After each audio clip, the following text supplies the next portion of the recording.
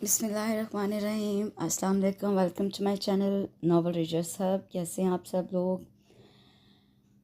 कैसा लगा आपको कल का नावल? कमेंट सेक्शन में मुझे ज़रूर बताएं और इसके साथ ही मेरे चैनल को लाइक शेयर सब्सक्राइब ज़रूर करें।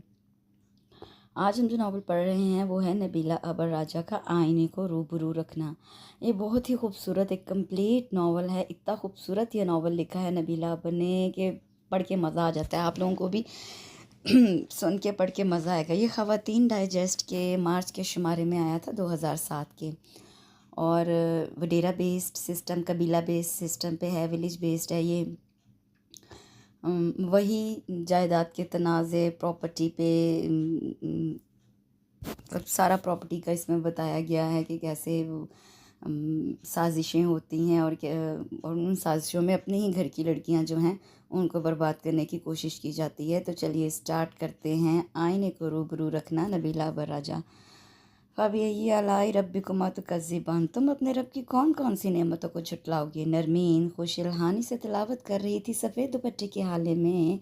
उसका पुरकशिश चेहरा और भी प्यारा लग रहा था। तिलावत कलाम पाक तो वो रोज़ ही करती थी, मगर रहल को वो आज जाने क्यों मामूल से हटकर लग रही थी। नई नई और प्यारी सी उसका चेहरा कैसे दमक रहा था। नरमी ने तिलावत करने के बाद कुरान जज़दान में लपेटा रहल टकटकी बांधे उसे देख रही थी। वो झीम सी गई। रहल कल ही हवेली पहुंची थी। उसके इम्तिहान हो चुके थे। आजकल उसकी छुट्टियां थी। हवेली की सारी लड़कियां रहल पे बहुत रश करती थीं। कैसे ख्वाबों जैसी ज़िंदगी थी उसकी। कम अज़ कम उन्हें तो ख्वाबों जैसी ही लगती थी। हवेली की बुलंद दीवारों से बाहर की फ़िज़ा कैसी जीती जागती और ज़िंदा थी। रहल इसी फ़िज़ा में ही तो सांस लेती थी। रिवायात की हदूद क़यूद के बाहर अपनी मर्ज़ी से जीती थी। क्या बात है, इतने गौर से क्यों देख रही हो? वो तख्त से उतरकर उसके करीब आ गई। देख रही हूँ कि आप पहले से कितनी हसीन हो गई हैं। आखिर राज क्या है? वो अपनी निगाहें अभी तक नरमी पे जमाए हुए थी। क्या राज होना है? ये तुम्हारा हुस्न नज़र है कि मैं तुम्हें पहले से हसीन नज़र आ रही हूँ? वो आम से अंदाज में कह रही थी। रहल हंस दी। नहीं बताना तो ना बताया। वैसे एक बात कहूँ, मैं अगर लड़का होता तो झट इस वक्त आपसे इजहार मोहब्बत कर देती। नरमीन का चेहरा उसकी बात पे तारीख सा हो गया। वो रुख मोड़कर खिड़की के पास जा खड़ी हुई। कितनी देर बामानी सी खामोशी तारी रही तो रहल तंग आकर कमरे से निकल गई। नरमीन फारूक गिलानी की इकलौती बेटी थी। रहल से पूरे 11 साल बड़ी।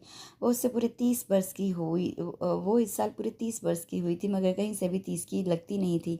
वो बगौर खुद को आईने में देख रही थी। बहुत साल पहले जब हाशिम का इंतकाल हुआ था तो तब ही उसे किस्मत के लिखे को कबूल कर लेना पड़ा था। उसे पता था वो सुहागन नहीं कहला सकेगी। उसके हाथों पे अब कभी मेहंदी नहीं रचेगी, ना वो धनक रंगों को छू सकेगी। हाशिम उसका मंगेतर तालीम की गर्ज से कनाडा जा रहा था। उसका जहाज़ क्रैश हो गया था। तब से नरमीन के सर से सतरंगी दुपट्टा उतारकर सफ़ेद चादर उड़ाती गई थी। सूखो सफ़ेद गुलाबियाँ छिलकाती रंगत, नाजुक हाथ पाँव, रोशन आंखें चलती तो जैसे पूरे बदन में बिजलियाँ कूदती महसूस होती। इस उमंगों भरे दिल में सहरा की सी कैफियत थी। पर सहरा पर में भी तो एक कद का फूल खिले नज़र आ ही जाते हैं और मुसाफिर को लगता है नखलिस्तान थोड़े ही फासले पर है। बस चंद कदम और आगे ठंडे मीठे पानी का चश्मा होगा। नरमीन को भी सहरा में नखलिस्तान का पता मिल गया था। कद आदम आईना उसके एक एक खतूत को वाज़ेह करके दिखा रहा था। नरमीन को जो आजकल हर चीज़ कुछ कहती महसूस होती थी, आईना भी तो यही कह रहा था। नरमीन, तेरी प्यास बुझने वाली है। ये बेसमर मौसम अब ख़त्म होने को है। ये जुल्फ़ों के घने बादल किसी के दिल को जकड़ लेने के लिए बने हैं। इन आंखों में बेख्वाब रत जगहों के अजाब अब नहीं उतरेंगे। आंखें बंद किए वो किसी और ही जहां में पहुंची हुई लग रही थी। दरवाजे पे आहट हुई तो वो चौंक कर हड़बड़ाई और फौरन नीचे पड़ा दुपट्टा उठाकर फुर्ती से अपने गिर्द लपेटा। आने वाली गौहर थी नरमीन की छोटी चची। उनकी आंखें सूजी सूजी सी लग रही थी। हवेली में रहने वाली औरतों के दुख एक जैसे थे। वो कैसे ना वाकिफ होती। गौहर और अयूब गिलानी की बेटी आसमा का रिश्ता अगले जुमे को अपने कज़न से तय हो रहा था। आसमा महज 17 साल की थी और आमिर 45 की हद को अबूर कर रहा था। आसमा को आमिर की तीसरी बीवी बनने का एजाज़ हासिल हो रहा था। आमिर की दूसरी बीवी अभी 3 माह पहले ही फौत हुई थी। पहली तो बुढ़ापे की आमद और जवानी के खात्मे के बाद उसके दिल से उतर गई थी। आमिर गिलानी का रिश्ता फ़ौरन मंजूर कर लिया गया था, क्योंकि उसने साफ अल्फाज में वाज़ेह कह दिया था कि उसे आसमा की जायदाद और उस हिस्से से कोई सरोकार नहीं होगा। ये बात ऐसी नहीं थी कि नज़रअंदाज कर दी जाती। आए चची बैठे। नरमीन ने सोफे की तरफ इशारा किया मगर उन्होंने सुनी अनसुनी कर दी। तुम ही आकर समझाओ उसे। उनका इशारा आसमां की तरफ था। क्यों, क्या हुआ? उसने तो जाहिल आरिफाना का मुजाहरा किया।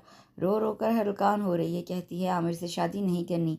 गौर आवाज़ दबाकर बोली, अगर उसके बाप और ताया को खबर हो गई तो वह बिला तामुल उसे जान से मार देंगे। नादान लड़की ज़िंदगी की कदरों कीमत से नहीं वाकिफ। गौहर की आवाज़ बावजूद जब्त के भर आ गई थी। रहल बरामदे से गुजरी तो आसमां कॉरिडोर की तरफ जाती नजर आई। उसकी चाल में लड़खड़ाहट सी थी। न जाने क्यों रहल भी उसके पीछे पीछे चल पड़ी। टोल लेना रहल की फितरत में नहीं था, मगर आसमां की हरकत ही ऐसी थी कि ना चाहते हुए भी वो उसकी तरफ ध्यान देने पर मजबूर हो गई। अपने कमरे में पहुंचकर आसमां ने धड़म से दरवाज़ा बंद कर दिया तो रहल बाहर ही खड़ी रह गई।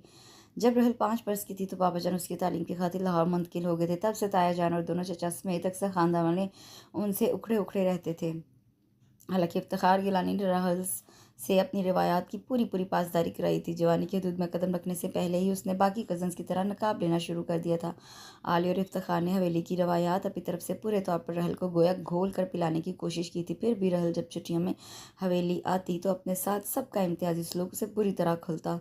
ताया और दोनों चचाओं का सलूक और रवैया उस पर सर्द होता। तमाम कज़न्स भी उससे दूर दूर रहती। मैट्रिक के बाद बाबा जान ने जब उसे कॉलेज में दाखिल करवाया तो फारूक और सुहेल समेत अयाज ने भी उनका तकरीबन बायकॉट कर दिया। इफ्तिखार ने वादा किया जो ही रहल ग्रेजुएशन कर लेगी वो वापस हवेली आ जाएंगे। फारूक और सुहेल तो दांत पीस कर रह गए। इफ्तिखार ने शहर में अपना अच्छा खासा कारोबार शुरू कर रखा था। आलिया इफ्तिखार की बीवी अपने वालिदैन की इकलौती औलाद थी। करोड़ों की जायदाद उन्हें विरासत में मिली थी। वो उसके अलावा 2 शुगर मिल्स के भी मालिक थी, इसलिए भी फारूक और सुहेल कुछ कर ना पाते थे। हवेली की किसी भी लड़की ने सिवाय रहल के कॉलेज यूनिवर्सिटी की शक्ल तक नहीं देखी थी। गांव में मिडिल तक स्कूल था, सारी कजन्स ने वहीं से पढ़ा था। आला तालीम के दरवाजे उनके लिए बंद थे। लड़कों पे ऐसी कोई पाबंदी नहीं थी, सारे के सारे शहर के आला तालीमी इदारों में पढ़ रहे थे। फारूक को अपनी नस्ली रवायात और आदात पर फ़ख्र था। उनकी बात पत्थर पे लकीर थी, जो कह देते होकर रहता। उनके यहाँ ख़ानदान से बाहर शादी करने का कतई रवाज ना था, मगर ये हुक्म सिर्फ लड़कियों औरतों के लिए था। अगर उनके जोड़ के लड़के ख़ानदान में होते तो ठीक, वरना दूसरी सूरत में हवेली की बुलंद दीवारों के पीछे ही वो घुट घुट कर ज़िंदगी के दिन पूरे करती। ख़ानदान में शादी की सूरत में जायदाद के हिस्से बखरे होने से बच जाते। ज़मीनों जायदादों के दम से ही तो उनकी इज्जत थी। फारूक और सुहेल की बड़ी बहन सफ़ूरा ख़ानदान में रिश्ता ना होने की वजह से बैठे बैठे बूढ़ी हो गई थी। खुद सुहेल की बेटी नरमीन फुप्पी जैसी बंजर जिंदगी गुजार रही थी, क्योंकि उनके मंगेतर का इंतकाल हो चुका था। अब किसी तरह भी उनकी शादी नहीं हो सकती थी, क्योंकि ये भी हवेली की रिवायत थी कि एक बार जिस लड़की के नाम के साथ किसी का नाम वाबस्ता हो जाता तो फिर हर हाल में उसे उसी के नाम पे ज़िंदगी गुजारनी पड़ती। वो भूल कर भी किसी और मर्द का नाम लबों पे नहीं ला सकती थी। उनके घराने में महरू ने ऐसी जुर्रत की थी और उसे उस जुर्रत का नतीजा लर्ज़ाखेज़ अंदाज में भुगतना पड़ा था। उस जंग के नतीजे में उसे कारी करके मारा गया था। बाप और भाइयों ने बंदूकों से इतनी गोलियां मारी थी कि चेहरा तक मस्ख हो गया था। मोहसिना सफूरा से छोटी थी और महरूम मोहसिना की ही बेटी थी। उसकी बात अपने से 9 साल छोटे उम्र के साथ तय थी। उसे ये फैसला पसंद नहीं आया। वो बहुत कम सिनी थी जब राहिल से इत्तफाकिया टकराव हुआ। ये टकराव लगाव में बदल गया। बस महरू यहीं पे भूल हुई थी। जवानी का जोश था या मोहब्बत की ताकत की, उसने बेबागे दहल कह दिया कि मुझे अपने से 9 साल छोटी उम्र से रिश्ता नहीं मंजूर। फारूक ने बगावत के से चश्मे का सुराग लगा लिया। ये राहिल आफरीदी था। आफरीदी भी उनसे कम नहीं थे। टक्कर लेना या मुकाबला करना आसान नहीं था। लिहाजा राहिल को कारू और महरू को कारी करार दे दिया गया। ये फैसला गिलानियों के जिरगे ने किया था। इस फैसले से पहले ही महरू और राहिल को मार दिया गया। आफरीदी दांत पीसने और खून के घूंट पीने के सिवा कुछ ना कर सके। चूंकि मामला लड़की का था इसलिए वो कुछ ना कर सकते थे। मजबूरन चुप हो गए, मगर अंदर ही अंदर इंतकाम के शोले भड़क रहे थे। आली और इफ्तिखार फारूक के सामने मुतफक्कर अंदाज में बैठे हुए थे। पास ही सुहेल याज़ और उनकी बीवियां भी थी। फारूक की आंखों में रौनक और गुस्सा महसूस किया जा सकता था। तुमने अपनी मर्जी कर ली, सारे खानदान से टक्कर लेकर अपनी बेटी को पढ़ाया, गांव से शहर में जा बसे, बेगैरती की जिंदगी को ओढ़ना बिछोना बना लिया। हम फिर भी चुप रहे। भाईजान, मैंने कौन सी बेगैरती की है? इफ्तिखार गुस्से से बल खा के रह गए। खुद आलिया की यही कैफियत थी। मैं तफसील में नहीं जाना चाहता, बस ये कहना चाहता हूँ कि तुम अब हवेली आ जाओ। तुम्हारी बेटी जवान हो गई है। मैं उसके फर्ज से जल्द फारिग होना चाहता हूँ, बल्कि मेरा ख्याल है आसमा के साथ उसका रिश्ता भी तय कर दिया जाए। फारूक मजबूत लहजे में कह रहे थे। उनके हुक्म से किसी को भी सताबी की जरूरत नहीं थी। आलिया और इफ्तिखार दोनों एक दूसरे को देख कर रह गए। उससे जितना पढ़ना था पढ़ लिया, काफ़ी है, अब बाकी लड़कियों की तरह अपना घर संभालेगी। ये कहकर वो उठ खड़े हुए। आहिस्ता आहिस्ता बाकियों ने भी उनकी तकलीद की और एक एक करके कमरे से निकलने लगे। नींद इफ्तिखार की आंखों से कोसों दूर थी। खुद आलिया बेचैनी से करवटें बदल रही थी। फारूक गिलानी की बातों ने उनका सुकून लूट लिया था।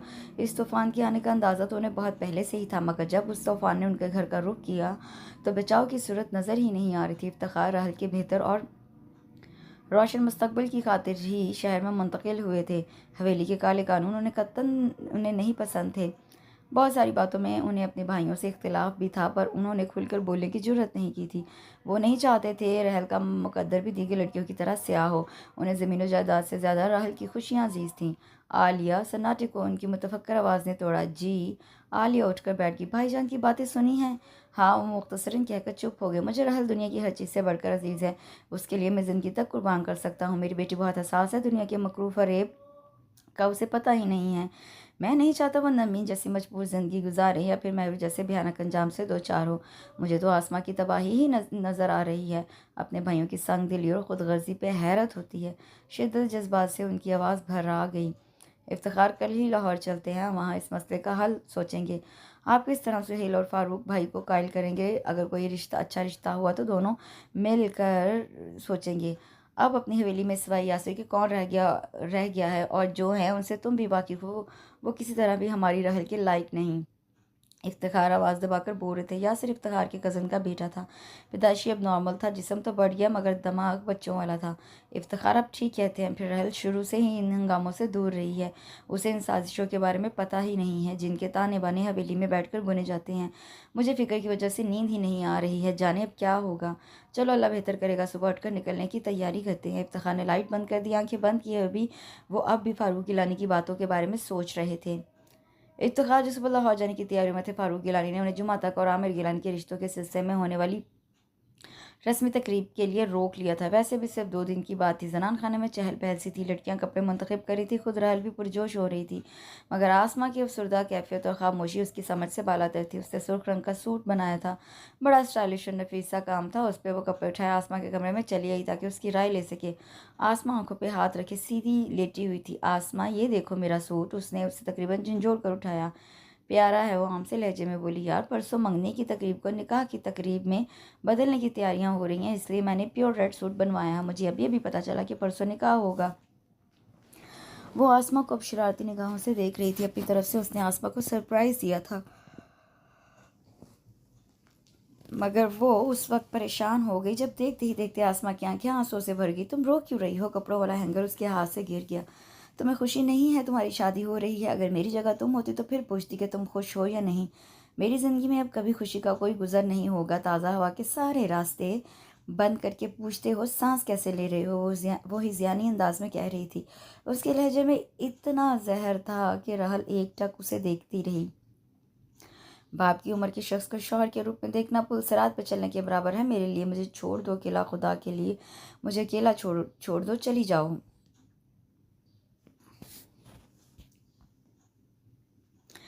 उसने रहल को जोर से धक्का दिया। संभलने की कोशिश में उसका सर दरवाजे से जा टकराया और चंद सानी के लिए आंखों के आगे तुरमुरे नाचने लगे। आसमा चेहरा हाथों में छुपाए रो रही थी। जुमे के रोज़ हवेली में गहमा गहमी सी थी। आसमा के होने वाले दूल्हा को निकाह के बाद रहल ने देखा तो उसे आसमा की अफसरदगी और रोने की वजह भी समझ में आ गई। उसकी ज़िंदगी में बहुत बड़ी तब्दीली नहीं आई थी। एक जिंदान से निकलकर दूसरे में जाना था। रहल ने दोनों को गौर से देखा। आसमा मुंह बंद कली थी। चढ़ती नदी की मानिंद पुरशोर उसकी उठान गजब की थी। गिलानी की शख्सियत आसमा के सामने दबी दबी सी लग रही थी। रंगत सुरख सफ़ेद और फाबे माइल जिस्म के साथ खड़े खड़े नकूश आसमा के लिए कुछ ऐसे भी काबिल कबूल नहीं थे। रहल इस सरासर बेजोड़ शादी के बारे में सोच रही थी। निकाह के बाद खाना हुआ तो रुख्सती की तैयारी शुरू हो गई। आसमा के अलावा सभी रो रहे थे। खुश्क आंखों और बेतासुर चेहरे के साथ वो पत्थर की बेजान सी मूर्ति लग रही थी। आलिया अपने सामान को देख रही थी जो मुलाजमा ने अभी अभी उनके सामने पैक किया था। इफ्तिखार बाहर मर्दाने में थे। रहल नरमीन के पास बैठी हुई थी। आलिया अंदर कमरे में अकेली थी। अभी 1.5-2 घंटे में निकल जाना था। इफ्तिखार उठकर उनके पास आए तो आलिया ने बताया कि रहल वो आसमा के वलीमे के बाद आएगी। अपनी तरफ से उन्होंने इत्तला दी थी। मुझे पता है, तुम बस निकलने की करो, वो परसों तक आ जाएगी। ड्राइवर छोड़ जाएगा। वो बाजू पे बंदी रिस्ट वॉच में टाइम देख रहे थे। चलिए मैं मिलकर आती हूँ। ठीक है, मैं भी भाईजान को बता दूँ के निकल रहा हूँ। वो बड़े भाइयों के पास चले आए। सबसे मिलकर वो दोनों गाड़ी में आ बैठे। राहल उस वक्त तक दोनों को देखती रही जब तक गाड़ी नजर आती रही। दिल बेवजह परेशान सा था, किसी अनहोनी का धड़का सा लगा हुआ था। वो खुद ही जिद करके 2 दिन के लिए रुकी थी कि आसमां के वलीमे में जाना है, मगर न जाने क्यों उन दोनों के जाते ही उसका दिल घबराने लगा। वो नरमीन के पास चली आई जो नमाज से फारिग होकर दुआ मांग रही थी। वो पास पड़ी काउच पर बैठ गई। नरमीन से बातों में वक्त गुजरने का पता ही नहीं चला। दोनों उस वक्त चौंकी जब बाहर से रोने पीटने की मुबहम आवाज़ें आना शुरू हुई। नरमीन अफ्ता खैज़ा नंगे पाँव बगैर बाहर की तरफ भागी। उसके पीछे पीछे बदहवास राहल थी। इफ्तिखार और आलिया के खून में लथपथ जिंदगी हरारत से महरूम मुर्दा जिस्म मरकजी गेट से अंदर लाए जा रहे थे। इफ्तिखार और आलिया के जनाजे आखिरी रामगाह तक ले जाने के लिए तैयार थे। राहल बड़े ताया के बाजू में तड़प तड़प कर रो रही थी। अब तो उसका गला भी बैठ चुका था। कुछ कहने की कोशिश में महज लब फड़फड़ा रहे थे। उसे संभालना मुहाल हो रहा था। हवेली की औरतें मर्दों के सामने खुले सर नहीं जाती, मगर राहल जनाजे के साथ नंगे पाँव नंगे सर दीवानावार भीड़ को चीरने की कोशिश करी थी। फारूक ने अयाज के साथ मिलकर बमुश्किल उसे काबू किया। वो बुरी तरह मचल रही थी। बैरूनी गेट तक वो उस तरह अपने वजूद से लापरवाह होकर आई थी कि जनाजे में शरीक तमाम मर्द हैरत ज़दा थे। ये बात इन भाइयों के लिए नाकाबिले कबूल थी। वो दान पीस कर रह गए। किसी न किसी तरह वो राहल को वहाँ से हटाकर अंदर लाने में कामयाब हो गई। अचानक मौत ने उसके हवास सलब कर लिए थे। राहल की हालत तबाह थी। वो शिकस्ता दिल थी। माँ बाप की जुदाई दायमी सदमे ने उसकी जहनी हालत को काबिल रहम बना दिया था। शगुफ्ता, गौहर और मरजान उसके पास थी। राहल सिसक रही थी। शगुफ्ता और गौहर से हमदर्दी से देख रही थी। शगुफ्ता ने राहल को बहला फिसलाकर सुकून आवर दवा दूध के साथ उसे खिलाई तो आहिस्ता आहिस्ता उसकी आंखें नींद से बोझल होने लगी। वैसे भी वो पूरे 2 दिन से जाग रही थी। गौहर शगुफ्ता को राहल से बहुत लगाव था। शगुफ्ता अयाज की नानी की दूसरी बीवी थी, खूबसूरत और कम उम्र। अयाज ने शगुफ्ता से शादी अपनी मर्जी और पसंद से की थी। गौहर पहली बीवी थी। वो गोल अयाज के वो पसंद नहीं थी, लिहाजा अपने बड़ों और हवेली के दीगर मर्दों के नक्शे कदम पर चलते उन्होंने भी दूसरी शादी में देर नहीं लगाई। गौहर इस ड्रामे में एक खामोश तमाशाई की तरह सब कुछ देखती रहीं। शगुफ्ता अयाज के दिल की रानी थी। ताज़ियत के लिए आने जाने वालों का तांता बंधा हुआ था। राहल उस दौरान खामोश निगाहों से आने जाने वालों का जायजा लेती रही। शिद्दत गरिया से उसकी आंखें सुर्ख सुर्ख सी नजर आती। हवेली के बाकी मकीनों की जिंदगी तो मामूल पे आ गई, मगर उसकी ज़ात में पहले सन्नाटे कम होने में न आ रहे थे। उसे यूं लग रहा था जैसे वक्त एक जगह रुक सा गया हो। बिछड़ने का वो जान गुसल लम्हा गोया सारी उम्र पर मोहित हो गया था। काश मैं भी उस रोज़ उन दोनों के साथ चली जाती तो आज उस दुख से तो ना गुजरना पड़ता। वो अक्सर खुद से ये कहती। उस वक्त भी कदरे अलग थलग सी बैठी वो मामा और पापा के बारे में ही सोच रही थी। वो बाग के मगरबी कोने में घने दरख्तों की कतार के दरमियान बैठी हुई थी। काली चादर में खुद को लपेटे हस्बे मामूल वो दुख की कैफियत में थी। शाम ढल रही थी। घने दरख्तों की वजह से अंधेरा कुछ ज़्यादा ही गहरा लग रहा था, या फिर उसे महसूस हो रहा था। वो उठ खड़ी हुई। किसी के भारी कदमों की चाप उस तरफ आती महसूस हो रही थी। वो ठहर गई। इधर उधर देखा, कुछ नज़र नहीं आया, मगर आवाज़ बदसतूर आ रही थी। वो डर सी गई, क्योंकि ये बाग हवेली का हिस्सा नहीं था। उससे अलग था और काफ़ी घना था। वो अक्सर यहाँ चली आती और यादों का मेला सजा लेती। घड़ी 2 घड़ी आंसू बहा के दिल को सुकून मिल जाता। आने वाला जो कोई भी था उस तरफ आ रहा था। राहल ने सरकती चादर को संभाला तो नौवारद उसके सामने आन रुका। राहल ने उससे कबल नहीं देखा था। वो उसे गहरी निगाहों से देख रहा था। तुम कौन हो और रास्ते में खड़े मेरा मुंह क्या देख रहे हो? उसका शाहाना मिजाज जलाल में आ गया। मैं बड़े साईं के साथ होता हूँ, बाग की निगरानी भी मेरी जिम्मेदारी में है। उसने अपने मुकाम की वजाहत की तो राहल ना पे तले कदम उठाती उसके पास से गुजरकर आगे जाने लगी। वो लबों पे गहरी मुस्कुराहट लिए जाती हुई राहल को बगौर देख रहा था। यह तारिक था, फारूक गिलानी का नया मुलाजिम, जो आते ही उनकी आंखों का तारा बन गया था। उन्होंने उसे सब मुलाजमों का निगरान बना दिया था। कुछ खास जिम्मेदारियां भी तफवीज़ कर दी थी, जिसकी वजह से उसकी खास अहमियत हो गई थी, जो किसी भी शक व शुबे से बालातर थी। फारूक जहाँ कहीं भी जाते उसे लाजमन साथ ले जाते। वो लड़ाई भिड़ाई का माहिर कड़ियल जवान था। उससे फारूक गिलानी का एतमाद हासिल कर लिया था। वो आंखें बंद करके उस पर एतबार करने लगी। हवेली वापस आके राहल उसकी गहरी निगाहों के बारे में सोचने से खुद को बाज न रख सकी। वो मुलाजिम था, मगर उसके देखने का अंदाज हरगिज़ मुलाजमों जैसा न था। हवेली के नौकरों की इतनी जुर्रत हरगिज़ नहीं हो सकती थी कि वो मालिकों की आंखों में आंखें डालकर देखते। शायद किसी गलतफहमी का शिकार हुआ होगा, इसलिए तो गौर से सवालिया अंदाज में देख रहा था। उसने खुद को यकीन दिलाया। 1.5 माह के बाद वो शहर अपने घर आई तो एक एक चीज़ को छू छू के देखा। सब कुछ वैसा ही तो था जैसा वो छोड़ कर गई थी। सिर्फ मम्मा और पापा ही तो नहीं थे। उसके दिल में हुक सी उठी। सफूरा फूफो से आंसू छुपाने के लिए वो उनके सामने से उठ आई। उसकी तालीम का पहले ही काफ़ी हर्ज हो चुका था। बड़े ताए ने खुद उसे सफूरा फूफो और 3 मुलाजमों के साथ लाहौर भेजा था। राहुल बेटा, अपनी पढ़ाई पर तवज्जो दो, मरने वालों के साथ मरा नहीं जाता। मैं कल ही तुम्हें लाहौर भिजवाने का इंतजाम करता हूँ। वहाँ तुम्हारे अकेलेपन का मसला होगा, इसका हल भी निकाल लिया है मैंने। सफूरा तुम्हारे साथ होगी। इसके अलावा 3 मुलाजिम भी हैं। मैं खुद भी टाइम निकाल कर चक्कर लगाता रहूँगा। फिक्र परेशानी की बात नहीं है। तुम उदास ना रहा करो, मरने वाले की रूह को तकलीफ होती है। हैरत अंगेज तौर पर उनका लहजा नरम था। भाई की मौत के बाद वो काफ़ी बदल गए थे। ये तब्दीली मस्बत थी और राहुल की हक में भी बेहतर थी। अपने कहे के मुताबिक उन्होंने राहुल को लाहौर भिजवाने में देर नहीं लगाई। यूँ अब वो अपने घर में थी जो पापा ने अपनी पसंद और ज़ौक़ के मुताबिक तामीर कराया था। शुरू के दिन तो उसकी कॉलेज फ्रेंड्स का तांता बंदा रहा, जिन्हें उसके वालिदैन की मौत का पता नहीं चल सका था। सब ताज़ियत के लिए आते रहे। वो भी दोबारा से मसरूफ़ होकर अपना गम भूलने लगी थी। सफूरा फूफो का ज़्यादा वक्त कमरे में ही गुजर जाता। हम वक्त मोटे दानों की सफ़ेद तस्वीर उनके राशा ज़दा हाथों में नज़र आती। राहुल के कहने के बावजूद कमरे से कम ही निकलती। कभी कभी वो बहुत बोर हो जाती। सहेलियाँ उससे ज़्यादा बनाई नहीं थी। इरम और मलाइका ही उसकी अच्छी दोस्तों में शुमार होती थी। बाकी किसी के साथ ज़्यादा राहो रस्म उससे बढ़ाई ही नहीं थी। इरम और मलाइका आती रहती थी, वो कम ही जाती थी, क्योंकि पापा को उसका कहीं भी ज़्यादा आना जाना पसंद नहीं था। सो वो सख्ती से उस पर अमल पैरा थी। लाहौर आए 1.5 माह हो चुका था। सफूरा फूफो बौखलाई हुई थी। वो शहरी तर्ज ज़िंदगी की आदी नहीं थी। सारी ज़िंदगी हवेली की खुली फिजा में सांस लिया था।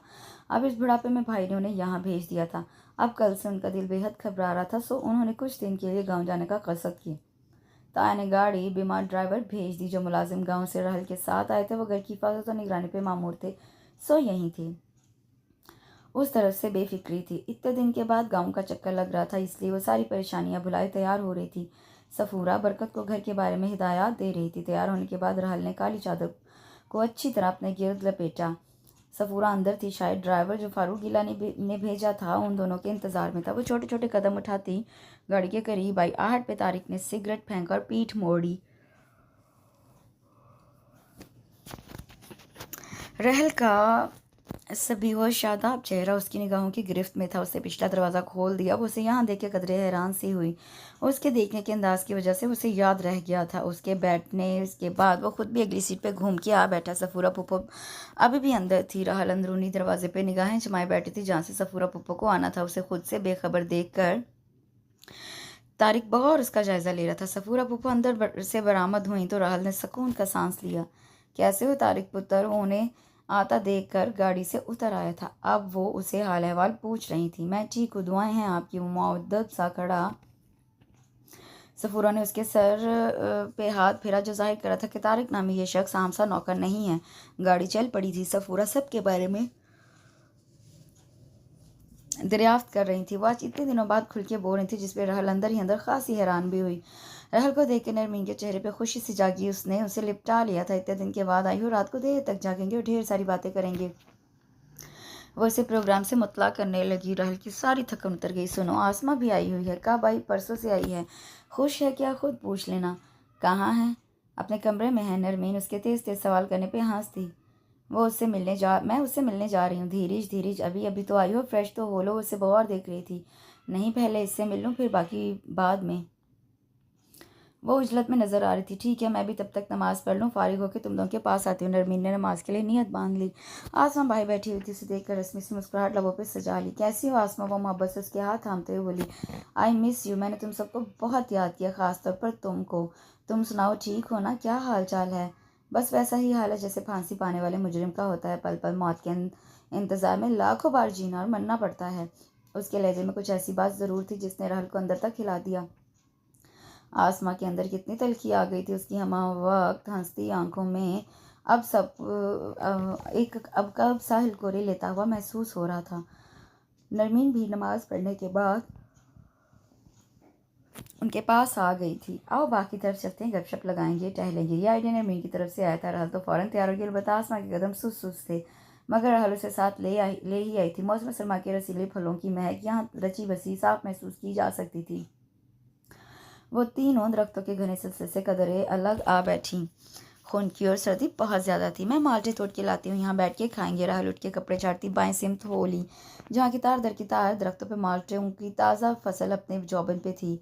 हटे, मैं तोड़ देता हूँ। वो अभी 3-4 माल्टे ही तोड़ पाई थी कि ये जानी पहचानी सी आवाज़ सुनकर उछली पड़ी। दुपट्टे में रखे माल्टे दूर जा गिरे। उसका दिल अभी तक धक धक कर रहा था।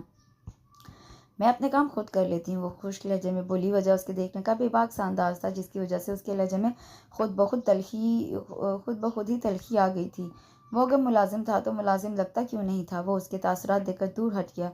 रहल माल्टे तोड़कर नरमीन और आसमा के पास आगे भी कुछ देर में बाद मगरिब की अजान हो जाएगी, उस वक्त हम माल्टे खाएंगे ना बाबा, इतनी ठंड में मरने का प्रोग्राम नहीं। नरमीन ने कानों को हाथ लगाया। रहल ने नोट किया कि वो कुछ ज़्यादा ही चहक रही है। ये तब्दीली इसमें चंद महीने कबल आई थी। रहल को तो अच्छी लगी थी। उससे दुआ की थी कि नरमीन की मुस्कुराहट दायमी रहे। अब भी उसका ये सरशार सा अंदाज देखकर वो खुश हुई। अलबत्ता आसमा की अफसरदगी उससे बर्दाश्त नहीं हो रही थी। वो उसे खुश करने के लिए इधर उधर के किस्से छेड़ बैठी थी। आप ना खाएं, हम तो खाएंगे। उसने माल्टों के छिलके उतारने शुरू किए। खामोशी सी छा गई। रहल ने सर उठाया। नरमीन की निगाहें एक ही जगह जमी हुई थी।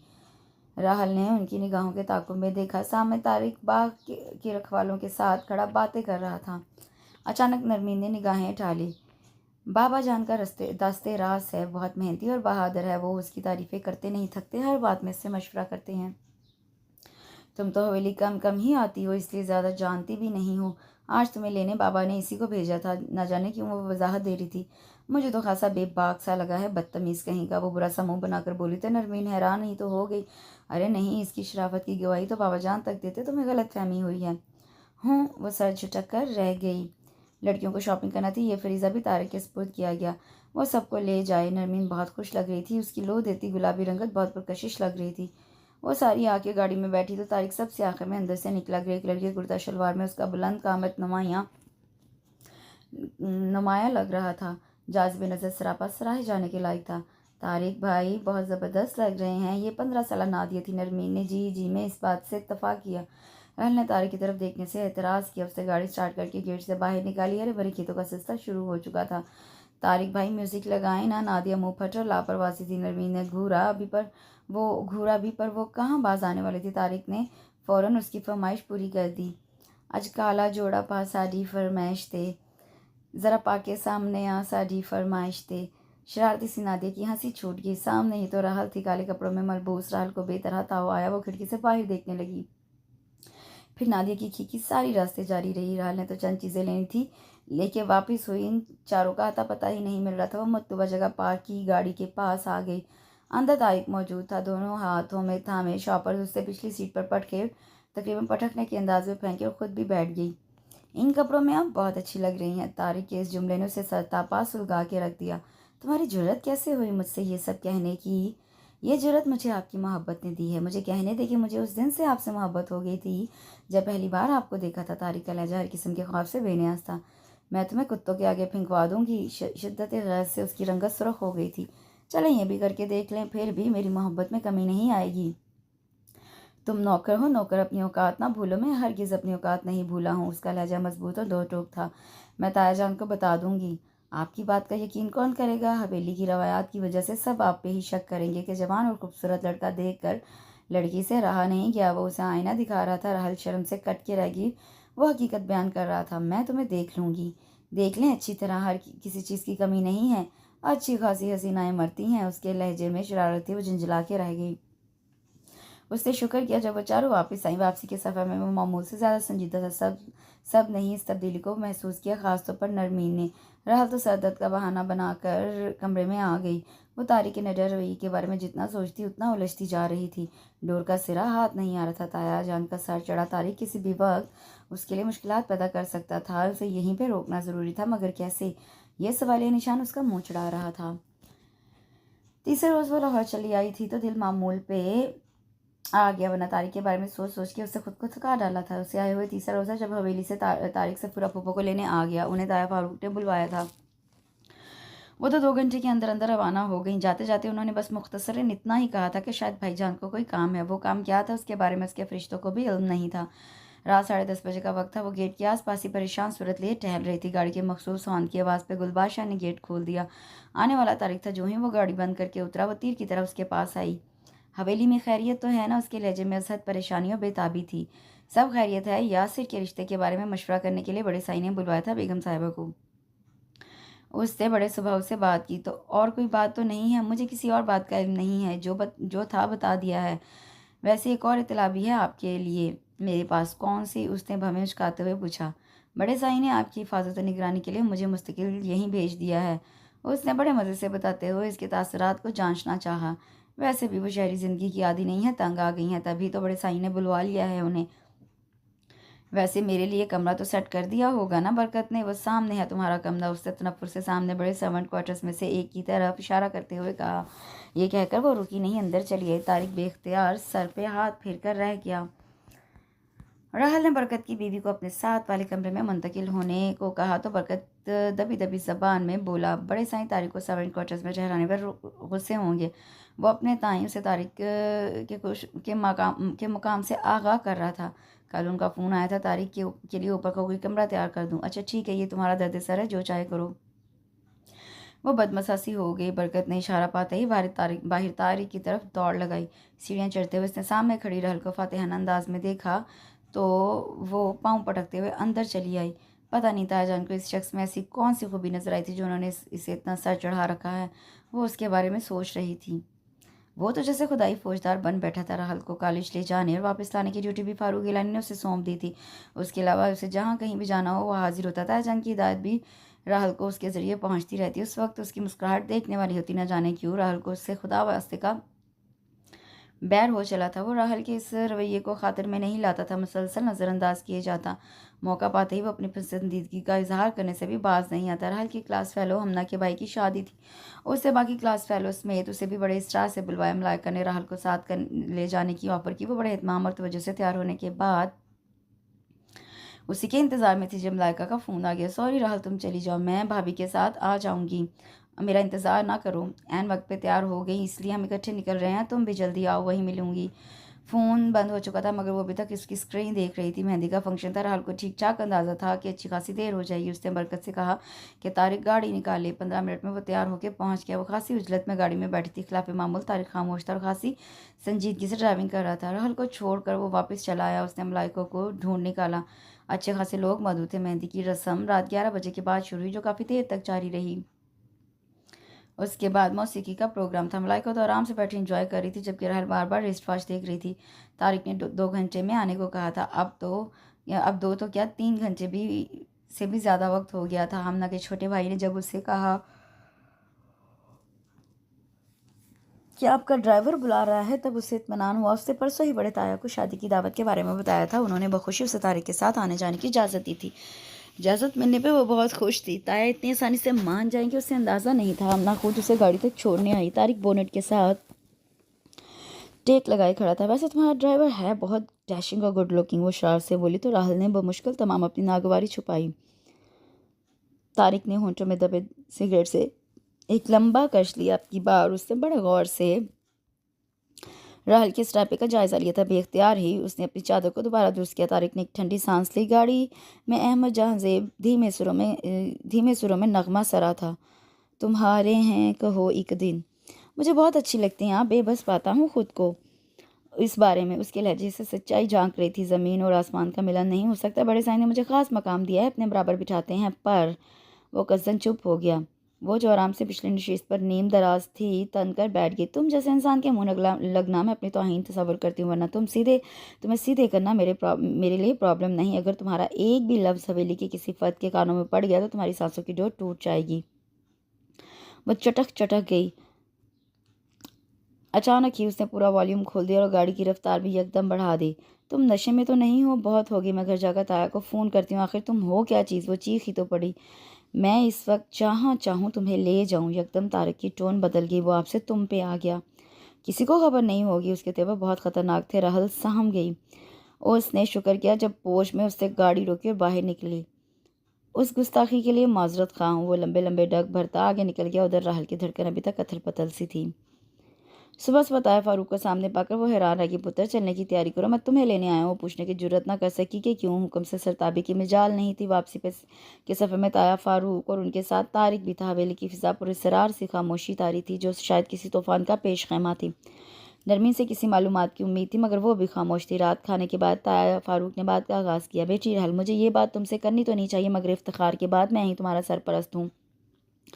इसलिए तुम्हारी भलाई बुराई के बारे में सोचना मेरा फ़र्ज़ है। बात करते करते उन्होंने सबके चेहरों का जायजा लिया, फिर मुतमईन होकर टूटा सिलसिला वहीं से जुड़ा। मैं चाहता हूँ अपनी बेटी के फ़र्ज़ से सुबकदोश हो जाऊँ, क्योंकि तुम इस लायक हो गई हो, इसलिए मैंने आज तक हवेली की किसी औरत से इस मौजू पर राय नहीं ली। जहाँ जी चाहा शादी तय कर दी। आसमा की मिसाल तुम्हारे सामने, मगर इफ्तिखार की मौत के बाद उसकी रूह के आगे शर्मिंदा नहीं होना चाहता, इसलिए तुम्हें बुलवाया है। मैं तुम्हारे इम्तहानात के बाद इस जिम्मेदारी से ओहदा बरआ होना चाहता हूँ। ये सुनकर रहल नर्वस हो रही थी। बाकी बातें तुम्हारी ताई तुम्हें बताएंगी। वो बावकार अंदाज में नपे तले कदम उठाते डाइनिंग हॉल से निकल गए। उनके पीछे पीछे सुहेल और अयाज भी थे। अब शगुफ्ता, गौहर और बड़ी ताई के सामने नरमीन ही थी।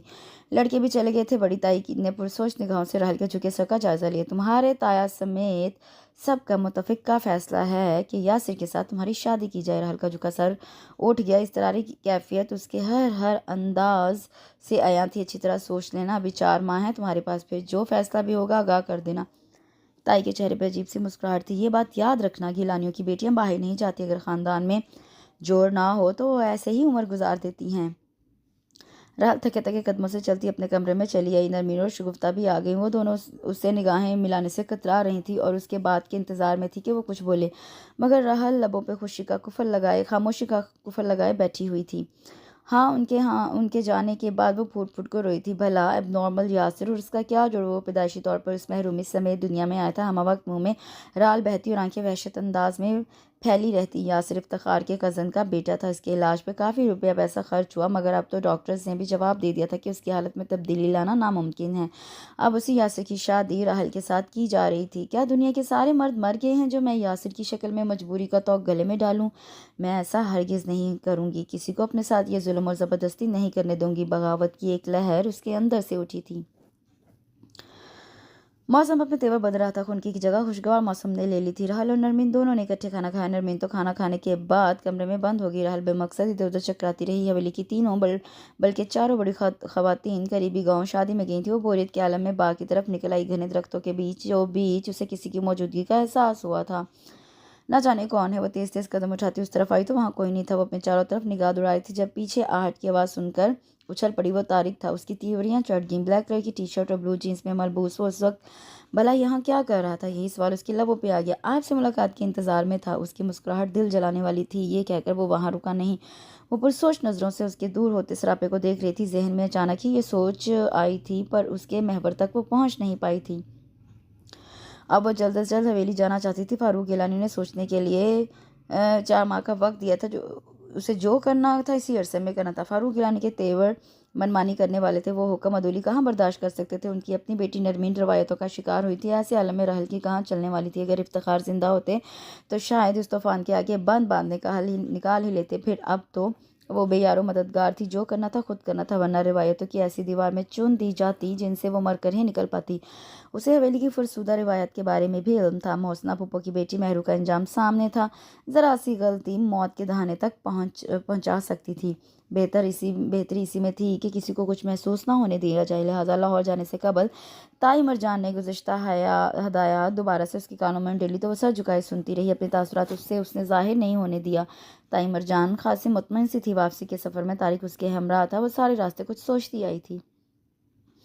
तारिक फ़ोन करके हटा तो रात के 11 से ऊपर का वक्त हो रहा था। दरवाजे पे हल्की सी दस्तक हुई। खुला हुआ है दरवाज़ा, अंदर आ जाओ। वो समझा कि बरकत है, मगर राहल को देखकर उसके हाथ से जलता सिगरेट छूटकर नीचे जा गिरा। उसकी हैरत बजा थी। मुझे तुम्हारी मदद की ज़रूरत है। मुझे नहीं पता तुम कौन हो, किस ख़ानदान से ताल्लुक़ रखते हो, मगर ये पता है कि तुम तायाजान के बहुत करीब हो। मैं तुम्हें इतना कुछ दे सकती हूँ जिसका तुमने कभी ख्वाब में भी नहीं किया होगा। बोलो, मेरी मदद करोगे? वो मुल्तजी निगाहों से उसे देख रही थी। आप इतनी राहत गए क्यों मेरे कमरे में आई है? फ़ौरन उठे यहाँ से, मैं सुबह आपसे बात करूँगा। तारिक का सलूक बेहद अहाना तमेज़ था। राहल के तो तलवों में लगी और सर पे बुझी। वो पैचो ताप खाती 2-2 सीढ़ियाँ फलांगती नीचे उतरी। अब अगर वो राहल की ऑफ़र के बारे में तायाजान को बता देता तो उसकी खैर नहीं थी, और अगर वो ये भी बता देता कि वो रात गए उसके कमरे में आई थी तो तायाजान समेत सारे मर्द उसकी मौत का फतवा जारी करने में 1 मिनट भी देर लगाते। ये क्या कर दिया मैंने, कितनी बड़ी बेवकूफ़ी कर दी। मगर अब तीर कमान से निकल चुका था। उसे कमरे में वापस आया, आधा घंटा गुजरा होगा कि सेल फोन बजने लगा। अजनबी नंबर था, मगर जब उसने ऑन करके कान से लगाया तो तारिक की आवाज़ पहचानने में उसे ज़रा भी वक्त दिक्कत नहीं हुई। आपको जो बात कहनी है अभी कह दें, या फिर घर से बाहर कोई जगह मुंतखब करके मुझे बता दें, मैं आ जाऊँगा। ठीक है, मैं कल 2 बजे लिबर्टी आऊँगी। मैं पहुँच जाऊँगा, लेकिन मगर लिबर्टी आपको अकेले आना पड़ेगा। मैं आ जाऊँगी, तुम वहाँ टाइम पे आना। ठीक है, तारिक ने कहते हुए फ़ोन बंद कर दिया। सोच की परछाइयों ने उसके चेहरे का अहाता किया हुआ था। ना जाने उसे क्या काम आ पड़ा था। नादान लड़की यूं रात गए उसके कमरे में आकर अपने पाँव पे आप कुल्हाड़ी मारने चली थी। वो सोच रहा था, उधर राहल कदरे मुतमईन सी थी। जिसका गिलास तारिक के सामने पड़ा पड़ा गर्म हो गया था। वो पूरी तरह उसकी तरफ मतवज्जा एक एक लफ्ज़ सुन रहा था। मैं इतनी बड़ी जायदाद के अकेले वारिस बताया जाए, यासिर के साथ मेरी शादी करना चाह रहे हैं। मैं ऐसा नहीं होने दूंगी। मैं फ़िलहाल कमज़ोर हूँ, अलबत्ता हवेली की फरसुदा रिवायत पर कुर्बान नहीं हो सकती। आसमान नरमी नापिस समेत सफूरा पुप्पो की ज़िंदगी मेरे सामने है। मुझे तो यूँ लगता है कि अगर मैंने साफ साफ इनकार कर दिया तो ताया जान कारी करार दे के मुझे कत्ल करने में 1 मिनट की भी देर नहीं लगाएंगे, क्योंकि ये बात भी मुझे हाल में ही पता चली है कि जायदाद की खातिर हवेली की मजबूर बेबस औरतें ज़ालिमाना रस्म का शिकार होती रही हैं। अब तुम बताओ क्या कहते हो। मैं राज़ी हूँ, मगर मुझे क्या फ़ायदा होगा, आखिर मेरी जान भी तो ख़तरे में है। फ़ायदे की फ़िक्र ना करो, इतना होगा तुम्हारी 7 नस्लें भी सुकून से बैठ के खा सकेंगी। फिर कब होगा ये सब, मैं कल ही इंतज़ाम कर लूँगा। मगर ये याद रखना कि बेईमानी और ख़यानत मुझे पसंद नहीं। ठीक है, तारिक उसे गौर से देखते हुए बोला तो अंदर ही अंदर वो जुज़बुज़ हो गई, मगर बर्दाश्त करना भी तो मजबूरी था। एक पुराने साल खुर्दा फर्श उखड़े घर में तारिक ने इंतज़ाम किया था। ये घर उसके दोस्त का था। दरो दीवार से उसरत और तंगदस्ती टपक रही थी। खुद तारिक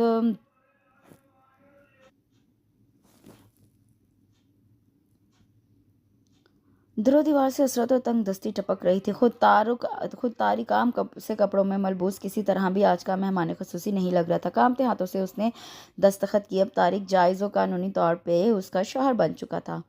शादी उसकी ज़िंदगी का अहम तरीन वाक़या कितनी आसानी और सादगी से वकूफ़ पज़ीर हुआ था।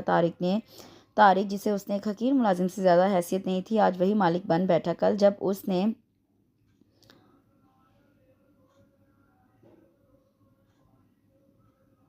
जब उसने पसो पेश की तारिक से एकदम पूछा, मुझसे शादी करोगे, तो वो उस ऑफ़र पे बगैर किसी पसो पेश के तारिक से एकदम पूछा कि मुझसे शादी करोगे, तो वो इस ऑफ़र पे हक्का बक्का रह गया था। सिर्फ कुछ अरसे के लिए मुझे तुम्हारा नाम चाहिए, इसके बदले में तुम्हें माकूल रकम दूंगी। हमारी सिर्फ नाम की शादी होगी। मैं इस पहलू से मजबूत होना चाहती हूँ ताकि यासिर के साथ शादी से बच जाऊँ। जो बाद में होगा देखा जाएगा। इस वक्त मुझे शौहर की हैसियत से तुम्हारा नाम चाहिए, ताकि इम्तिहानों के बाद जब मैं हवेली जाऊँ तो यासिर नाम का आसिफ मेरे सर पर मुसल्लत ना किया जाए। वो कबीदा सी लग रही थी।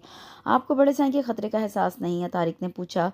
यह सवाल बड़ी देर से उसके जहन में कुलबुला रहा था। है, मगर इतना ज़्यादा नहीं, क्योंकि मैं मम्मा पापा की जायदाद की इकलौती वारिस हूँ और वो ये सब हासिल किए बगैर मुझे हाथ भी नहीं लगा सकते। यासिर के साथ शादी में भी मुझे यही हिकमत अमली नज़र आती है। मैं गिरी पड़ी नहीं हूँ। पापा के गहरे दोस्त अंकल एडवोकेट हैं। मैं निकाहनामे की एक कॉपी उनके पास रखवाऊंगी ताकि किसी भी खतरे की सूरत में उसे काम मिलाया जा सके। हाँ, कहीं तुम काम ख़राब ना कर देना। कैसे काम ख़राब होगा, उसने इंकसारी से पूछा। कहीं मेरे और अपने निकाहनामे का ढिंढोरा ना पीट देना। एक तंजिया मुस्कुराहट ने उसके लबों का अहाता कर लिया था। वैसे आपका क्या ख्याल है इस बारे में, मसलन मेरे बारे में। तारिक का सवाल बेसाख्ता था। तुम बाबा साईं के ख़ास बंदे हो, मगर तुम पर एतबार करना मेरी मजबूरी, क्योंकि इस वक्त कोई और शख्स मेरी नज़र में नहीं है। ना जाने क्यों राहल की निगाह झुक गई। आप जैसी लड़की से तो कोई भी शख्स बड़ी आसानी से शादी के लिए तैयार हो सकता है, क्योंकि आप साहिब जायदाद हैं, खूबसूरत हैं, अच्छे ख़ानदान से ताल्लुक़ रखती हैं। तारुक की मखसूस निगाहें उस पर टिक गई थी। मैं कभी इन चक्रों में नहीं पड़ी, बस अपने आप में मगन रही। मम्मा और पापा की मोहब्बत ने किसी और तरफ देखने भी नहीं दिया। वैसे तुम एक बात तो बताओ, कितना पढ़े लिखे हो। कभी कभी तुम मुझे बहुत गहरे और पुरस्कार लगते हो। तुम्हारी शक्ल सूरत चुगली खाती है कि तुम्हारा ताल्लुक किसी अच्छे ख़ानदान से है। उसकी सोच की रो अब तारक की तरफ पलट गई थी। वो हंस दिया। मैं इतना पढ़ा लिखा नहीं हूँ, आम सा इंसान हूँ, तभी तो आपकी चाकरी कर रहा हूँ और मेरा ख़ानदान मेरी तरह आम सा है। मैं इतना ख़ास नहीं हूँ, ये आपकी गलत फहमी है कि मैं पूरी इसरार हूँ। तारिक ने कसदन लापरवाह अंदाज अपनाया। यही हुआ, रहल फिर भूल भाल के अपने मतलब के मौजू पे आ गई थी। सब कुछ बड़ी आसानी से हो गया था। तारिक इधर उधर मटर गश्त करने के बाद खासी देर बाद लौटा था। सीढ़ियाँ चढ़ते हुए उसने राहल के कमरे की तरफ देखा, जिसका दरवाज़ा और लाइट बंद थी। बेसाख्ता एक पसमर्दा मुस्कुराहट लबों पे आके मादूम हो गई थी। 2 दिन में ज़िंदगी का रुख बदल चुका था। अगर बड़े साईं और हवेली के दीगर बड़ों को इल्म हो जाता कि वो राहल की ज़िंदगी का मालिक बन गया है, तो उसे 1 मिनट से भी कम में भूखे कुत्तों के आगे फिंकवा दिया जाता, यानी किस्सा ही ख़त्म हो जाता। बड़े साहब उसे बराबर बिठाते थे, हर बात में मशवरा लेते थे। उसने एक तरह से उनके एतमाद को तोड़ा था। राहल ने परसों कितने एतमाद से पूछा था, मुझसे शादी करोगे? कितनी रौनक थी राहल के अंदाज में कि ये शादी नाम की होगी। कितनी खुदगर्ज और संग दिल थी वो, कितने आराम से प्लान किया था, अपने मतलब के लिए उसे इस्तेमाल किया था।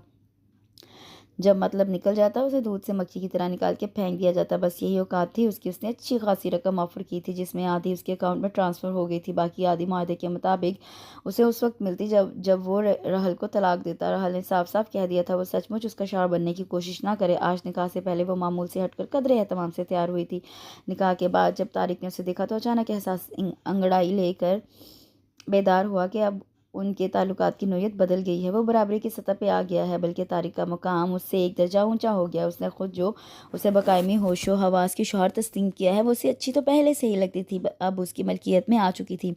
राहल ने कदम कदम पे उसकी तजलील की थी, उसे उसकी औकात याद दिलाई थी, उसे कमज़ार तो कम माया होने का ताना दिया था, और आज एक ही बार में उसके तमाम बदले उतार सकता था। क्या हुआ? जो मामूली सा मुलाजिम है अब तो उसका शौहर है। वो क्या कर सकती है? ज़्यादा से ज़्यादा शोर मचा सकती है, आंसू बहा सकती है, और मफतूहा काम के मुकद्दर में आंसू बहाना ही तो लिखा होता है। कैसी कैसी सोचें थी जो उसके जहन में आ रही थी। वो तो आराम से कमरा बंद करके सो गई थी। कितना फासला था बीच में, महज चंद सीढ़ियों और कदमों का। वो ऊपर की मंजिल से पे रिहाइश पजीर था, जबकि राहत नीचे अपने बेडरूम में होती थी। नादान लड़की आग और बारूद के घेरे में घिरी हुई थी। खुद से लड़ते लड़ते वो काफ़ी देर बाद सोया था। तारिक गुज़श्ता एक हफ्ते कबल ये कहकर गया था कि पंजाब के दूर अफ्तादा एक गांव में उसके मामू थे जिनकी तबीयत काफ़ी ख़राब है। उसने बड़े सही से इजाज़त ले ली है। ताया ने उसकी जगह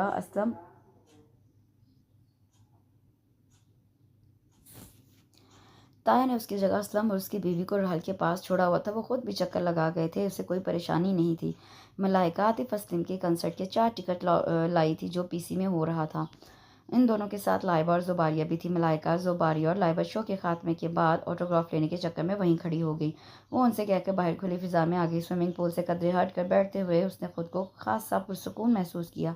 सॉफ्ट ड्रिंक घूंट घूंट पीते वह सामने स्विमिंग पूल में अटकेलियाँ करते नौजवानों को कतन गैर इरादी तौर पर देख रही थी। अचानक ग्लास इसके हाथ से छूटते छूटते बचा। स्विमिंग पूल से बरामद होकर जिस शख्स ने नीले तौलिए से गीले जिस्म को साफ किया था, वो तारिक के सिवा कौन हो सकता था। किनारे पे बिछी चेयर्स में से एक पे आरामदेह अंदाज में नींदराज हो चुका था। साथ ही दूसरी साइड पे एक तरहदार सी लड़की बैठी हुई थी, जिसके साथ वो बातें कर रहा था। रहल पे हैरतों के पहाड़ टूट पड़े थे। तारिक जैसा मामूली शख्स एक हसीना पुरकशिश लड़की के साथ यहाँ क्या कर रहा था? उसका पुरएतमाद अंदाज बता रहा था कि वो यहाँ आता जाता रहता है। उससे रहा नहीं गया, तेज तेज कदम उठाती उसके सामने पहुँच गई। उसका ख्याल था कि उसे सामने पाकर हैरान रह जाएगा, पर वो उल्टा सवाली अंदाज में उसे देखने लगा, जैसे जानता ही ना हो। तारिक, तुम यहाँ क्या कर रहे हो? तुम तो गाँव का कह कर गए थे। वो अजनबी अंदाज में उसे देखने लगा। मोहतरमा, आप कौन हैं? उसका शानदार मजबूत बदन धूप में चमक रहा था। उसके साथ बैठी लड़की भी हैरत और दिलचस्पी से राहुल को देख रही थी। तारिक, तुम होश में तो हो? मोहतरमा, आपने क्या तारिक तारिक की रट लगाई हुई है? मेरा नाम वलीद है, वलीद आफरीदी। तुम तारिक नहीं हो? उसे अभी तक यकीन नहीं आ रहा। सोनिया, तुम ही ने यकीन दिलाओ कि मैं तारिक नहीं हूँ। वो तमसखराना राहल के आंखों में देखते हुए बोला। तो उसने सुबकी महसूस की। मेरा आईडी कार्ड इन्हें दिखाओ, इसमें इनका कसूर नहीं, तुम्हारी पर्सनालिटी ही ऐसी। वो दिलकश हसीना तंजिया बोली तो राहुल ने सख्त तौहीन महसूस की। वो वहीं से मुड़कर बाहर पार्किंग लॉट में खड़ी अपनी गाड़ी के पास आ गई। वो हैरान थी कि दो बंदों में इस हद तक भी मुशाबहत हो सकती है। सिर्फ हेयर स्टाइल का फ़र्क था। तारिक के बाल पीछे की तरफ मुड़े हुए थे, जबकि ये शख्स अपना नाम वलीद आफरीदी बता रहा था। इसका हेयर स्टाइल जदीद फैशन के मुताबिक था। दोनों के जिस्म कसरती और मजबूत थे, वैसे ही नकूश। तारिक उनका मुलाजिम और ये शख्स वलीद आफरीदी हाई जेंट्री का पवर्दा लग रहा था। उससे बाकी 3 दोस्तों से इस बारे में जिक्र नहीं किया। हालांकि मलाइका तारिक को देख चुकी थी। अपने निकाह के बारे में राहल ने उनके आगे ज़बान नहीं खोली। उस वक्त तारिक और वलीद की मुशाबहत के बारे में कुछ कहना एक नई बहस में पढ़ने के मुतरादिफ होता। वो शिद्दत से तारिक की आमद की मुंतज़िर थी। आज सुबह इतवार था। उसकी आंख 10 बजे के करीब खुली। वो अखबार लेकर सीधी लॉन में चली आई। वहाँ तारिक हल्की सी बनियान और ट्राउज़र में मलबूस एक्सरसाइज कर रहा था। वो बेताबी से अखबार फेंक कर उसके करीब आ खड़ी हुई। तो बेहतर इतने रोज़ से कहाँ गायब थे? गाँव गया हुआ था। तुम्हारा हमशक्ल कोई भाई या रिश्तेदार है? अरे नहीं, खैरियत तो है, आपकी पूछ रही हैं? ऐसे ही वो कुर्सी पर बैठ गई। वो बड़े गौर से तारिक को देख रही थी, बिल्कुल वैसे ही वजहत और मजबूत सरापा। उसकी पुरसोच निगाहें वो खुद पर टिके महसूस कर चुका था। गर्दन घुमा के उसे देखा, क्या कुछ नहीं था तारिक की आंखों में। किसी बेख्तियार जज्बे की लौ से दहकती आंखें उसका तन मन जला गईं। उसे यूं लगा अगर वो यूं ही तकता रहा तो वो मोम की तरह पिघल जाएगी। क्यों मुझे नज़र लगाने का इरादा है? मान लिया बहुत हैंडसम हूँ। ओफ, कितना ज़ौम था उसे खुद पे। राहुल ने छींप कर नज़रों का जाविया बदला और अंदाज भी। अब ऐसी भी बात नहीं, मैंने तुम्हारा हमशक्ल एक शख्स देखा था, इसलिए तुम्हें देख देख के हैरान हो रही थी कि दो बंदों में इतनी ज़बरदस्त मुशाबहत भी हो सकती है।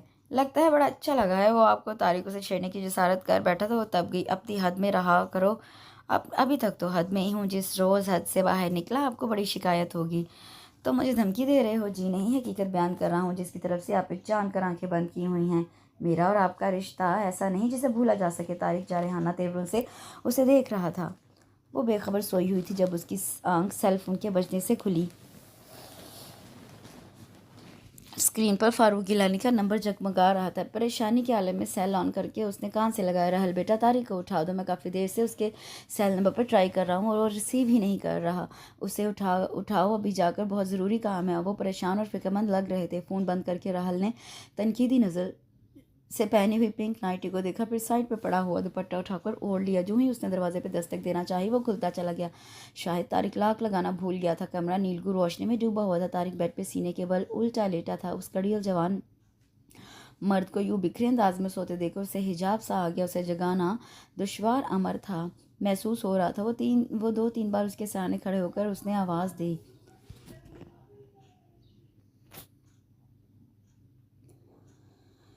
उसके गुज़श्ता रवि के पेश नज़र रहल को अब डर भी लग रहा था। उसने हिचकिचाहट के आलम में ज़ोर ज़ोर से उसके कंधे को हिला तो वो सीधा हुआ, मगर आंखें अब भी बंद थी। तारिक, तारिक उठो, उसने फिर आवाज़ दी, पर तारिक के वजूद में जुम्बश तक ना हुई। रहल ने झुककर जो ही उसके सीने पे हाथ रखा, तारिक के हाथ में उसकी कलाई आ गई। उसने तड़प के पीछे होना चाहा, पर बेसु तारिक ने उसे ज़ोरदार अंदाज में झटका दिया। वो उसके पास आ गिरी। सुर्ख नींद से बोझल आंखें उसके चेहरे के बहुत करीब थी। इतनी रात को क्यों मेरे कमरे में आई हैं? मैं इतना खूबसूरत ख्वाब देख रहा था, हकीकत में तारवीर सामने आ गई। दूर हटो मुझसे। उसके होश उड़ गए थे। ताया का फ़ोन है, तुमसे ज़रूरी बात करना चाह रहे हैं। वो बिजली की तेज़ी से उठी और दरवाजे के पास पहुंची। उल्फत के तकाजे कुछ कह रहे हैं, आप तरसा के जा रही हैं। उसने पीछे से हाँक लगाई। वो लड़खड़ाते कदमों और सीढ़ियाँ उतरकर कमरे तक आई और अंदर घुसकर दरवाजे को लॉक लगाया। तुम्हारी सरकशी को लगाम देना ही होगी। वो दांत कचकचा के रह गई। इम्तिहानों से फारिग हुए आज एक हफ्ता हो चुका था। उसे अब हवेली के लिए रवाना होना ही था। ताया फारूक गुज़श्ता 2 दिन से उसके आने की याद दहानी करवा रहे थे। तारिक सुबह से गायब था। वो दोपहर के बाद लौटा तो फौरन राहल को गांव की रवानगी का बताया। मरती क्या न करती के मज़दाक उसे अमल करना ही था। हालांकि मौसम के तेवर बड़े ख़राब लग रहे थे। गुज़श्ता रात वक्फे वक्फे से बारिश होना शुरू हुई थी, जिसका सिलसिला अब भी जारी था। राहल इसके साथ जाने से बचना चाह रही थी। दुआ करी थी कि हवेली से कोई आ जाए, इसलिए तो वो एक हफ्ते से टाल रही थी। पर आज ताया ने जोर दे के हर हाल में पहुंचने की ताकीद की थी। पूरे 6 घंटे का सफ़र था। ऊपर से तारिक उसे जिद करने पर तुला हुआ था। रात वाले इस वाक़े के बाद राहल ने उसे कतराना शुरू कर दिया था। सच शुक्र, फिर तारिक ने कोई ऐसी हरकत नहीं की, मगर वक्तन फ़वक्तन शोक जुमलों का तबादला करने से बाज ना आता। वो लाहौर की हदूद से निकले तो बारिश ने जोर पकड़ लिया। शाम में अंधेरे का समा था। तारिक बड़ी तवज्जो से गाड़ी ड्राइव कर रहा था। राहुल चौकन्ना थी। तारिक को ड्राइविंग करते 1.5 घंटे से ज़ायद हो चुका था। बारिश भी इसी तवातर से हो रही थी। उसे अब सिगरेट की तलब हो रही थी। सामने कच्चे रास्ते में गाड़ी उतारकर तारिक ने रोकी। जेब से सिगरेट और लाइटर निकाला। सिगरेट सुलगा कर उसने लंबे लंबे 3-4 कश लगातार लिए। कहीं दूर बिजली कड़की थी। राहुल ने दोनों घुटनों के गिर्द बाजू लपेट लिया और सर झुका लिया। उसका जिस्म हौले हौले लरज रहा था। क्या डर लग रहा है आपको? मिरर से उसे तकते हुए तारिक ने हमदर्दी से पूछा तो उसने नफी में सर हिलाया। आगे आ जाए, मैं भी खामोशी से तंग आ गया हूँ। बातें करेंगे तो रास्ता आराम से कट जाएगा। वो शराफत के लिबादे में था। राहुल ने एक बेतबार निगाह उस पे डाली और दोबारा नफी में सर हिलाया। ये न थी हमारी किस्मत के विसाल यार होता। उससे बड़ी हिसरत से मिसरा पड़ा और सिगरेट पीने के बाद दोबारा गाड़ी स्टार्ट कर दी। तारिक ने मामूल से हटकर आज काफ़ी तेज़ रफ्तारी का मुजाहरा किया। रात 9 बजे वो हवेली पहुंच चुके थे। अब शुक्रिया का एक जुमला ही कहते, पूरी जिम्मेदारी से यहाँ लाया हूँ आपको। जब वो नीचे उतरी तारिक ने बेसाख्ता बोला। वो सुनी अनसुनी करके आगे बढ़ गई। फारूक गिलानी के बेटे मौज़म की शादी थी। तैयारी गुज़श्ता महीने से जारी थी।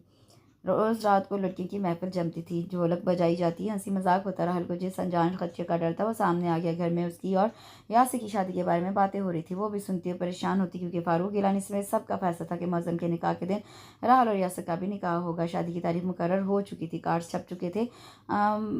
सिर्फ 7 दिन बाकी थे। तारिक अगरचे इसके गले में हड्डी की तरह अटक गया था, पर इस नाजुक वक्त में राहुल को उसकी मदद की ज़रूरत थी। वो रोज़ रात को मर्दाने में आता और काफ़ी देर बाद जाता। वो मौके की तलाश में थी, किसी तरह उससे बात कर सके।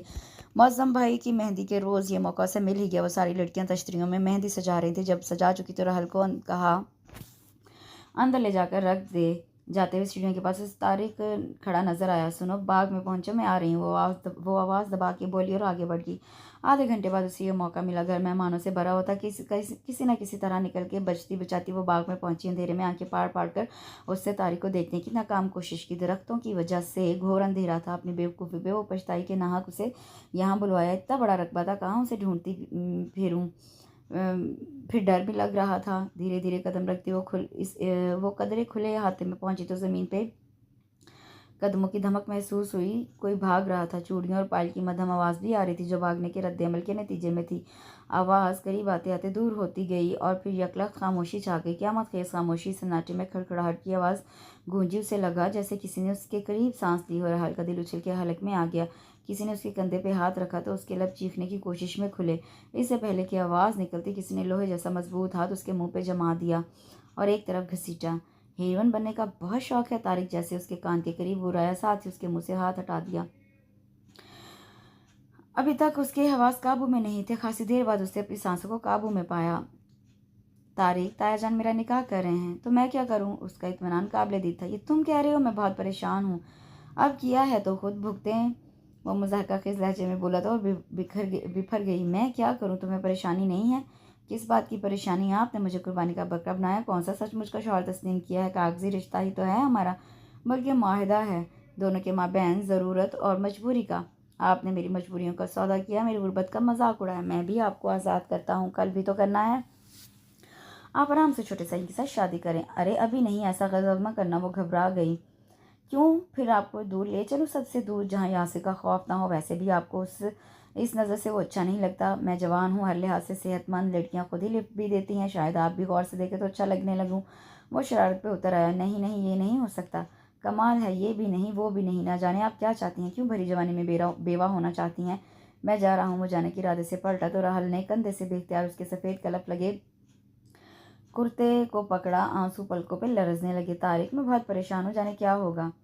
नींद आपके फिराक में मुझे भी नहीं आती। वो उससे कदरे हटकर खड़ी हो गई, जो खफगी का वाज़ेह इज़हार था।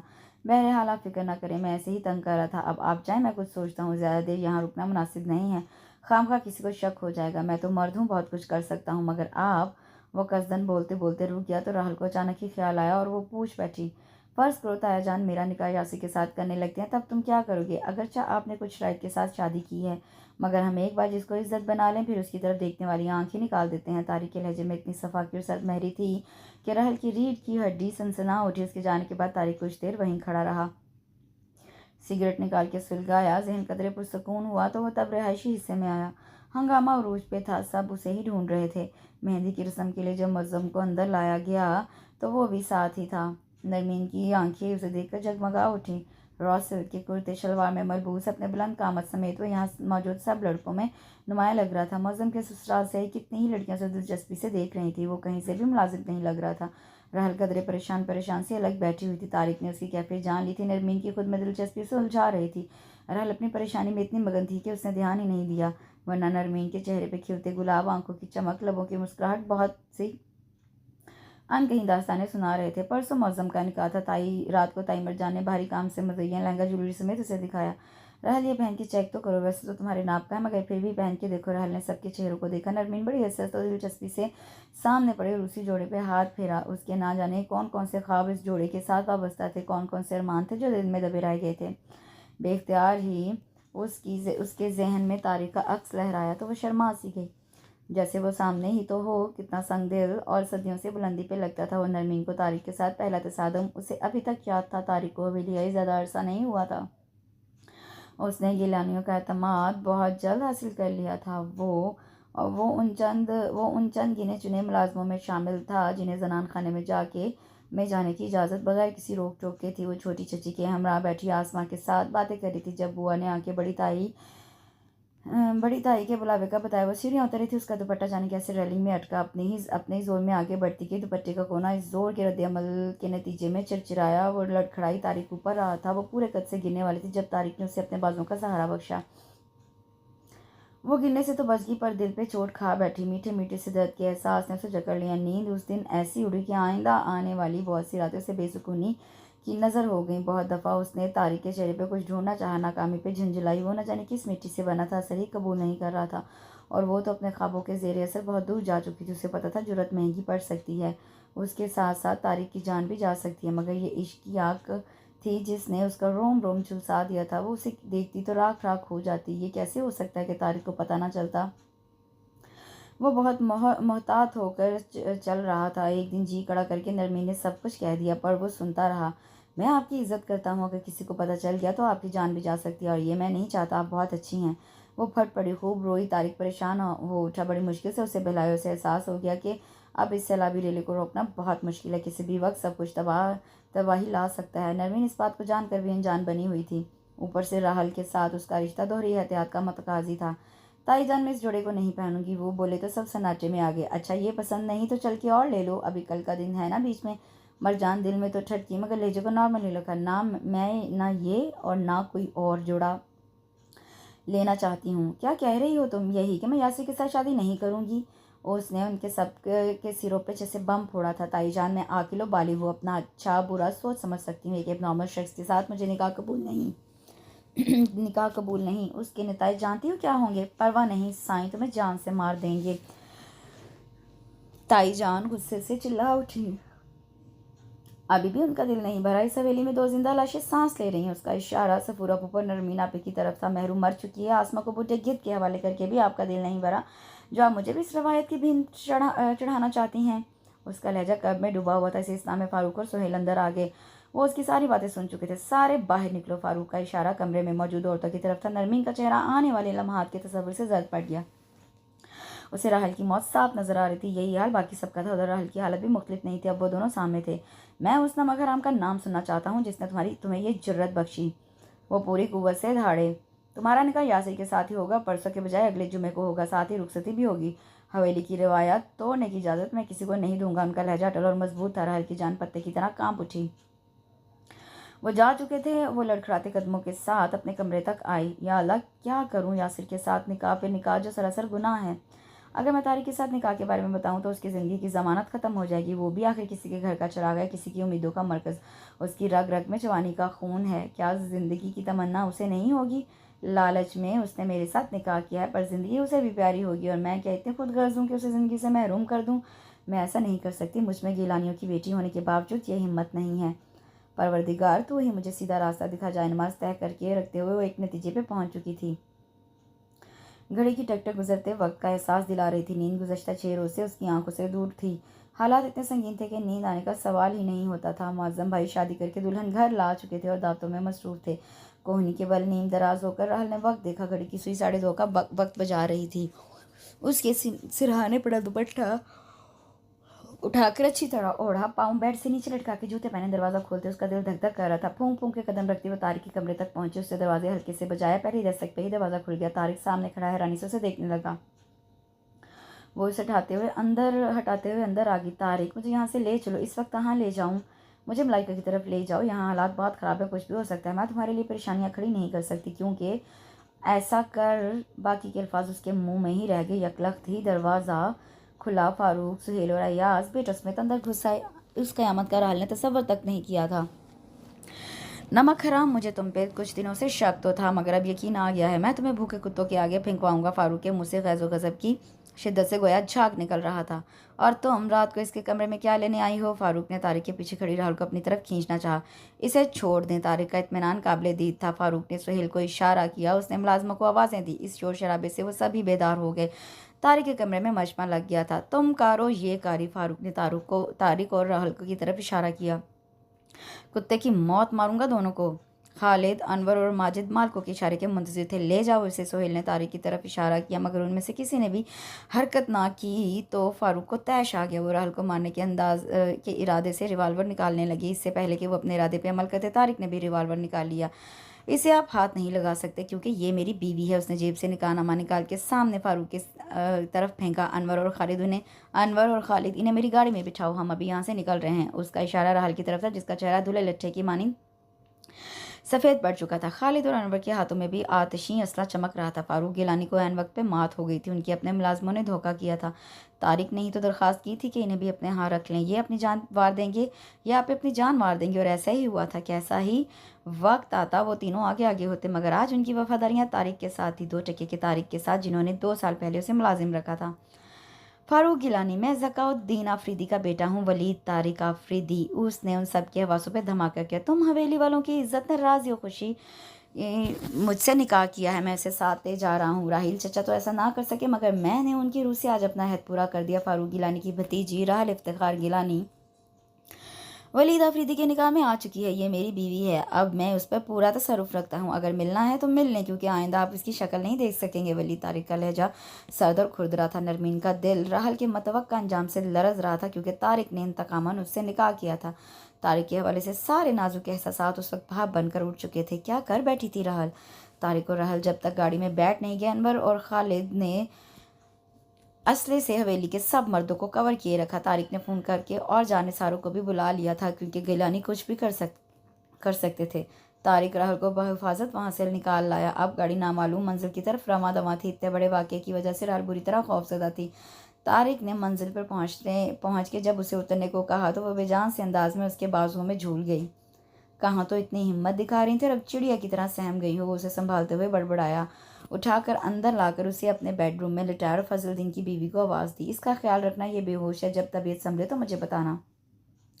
वो हिदायत दे के खालिद और अनवर की तरफ आया। उनसे ताज़ा सूरत हाल मालूम करना ज़रूरी था। हमारे बंदों ने खूब मुकाबला किया। जमील और बिल्लू थोड़ा ज़ख्मी हो गए हैं, बाकी सब ठीक है। गिलानी पागलों की तरह अपनी बोटियाँ नोचते रहेंगे। खालिद फखरिया बोला। तारिक किसी गहरी सोच में डूबा हुआ था। उसी स्ना में फजलुद्दीन की बीवी घबराई हुई आई, उसके पास आई। छोटी बीबी ज़ोर ज़ोर से रो रही हैं। मैंने तसल्ली दी है, फिर भी वो चुप होने में नहीं आ रही। अच्छा तुम जाओ, अपना काम करो, मैं देखता हूँ। उससे पिस्तौल निकाल के सामने मेज़ पर रखी और जैकेट भी उतार दी। अगर आप इजाज़त दे तो सफ़ेद हवेली में ये खुशी की खबर पहुंचा दे। ये खालिद था। नहीं अभी नहीं, मैं खुद बताऊंगा, तुम अपना मुंह बंद रखना।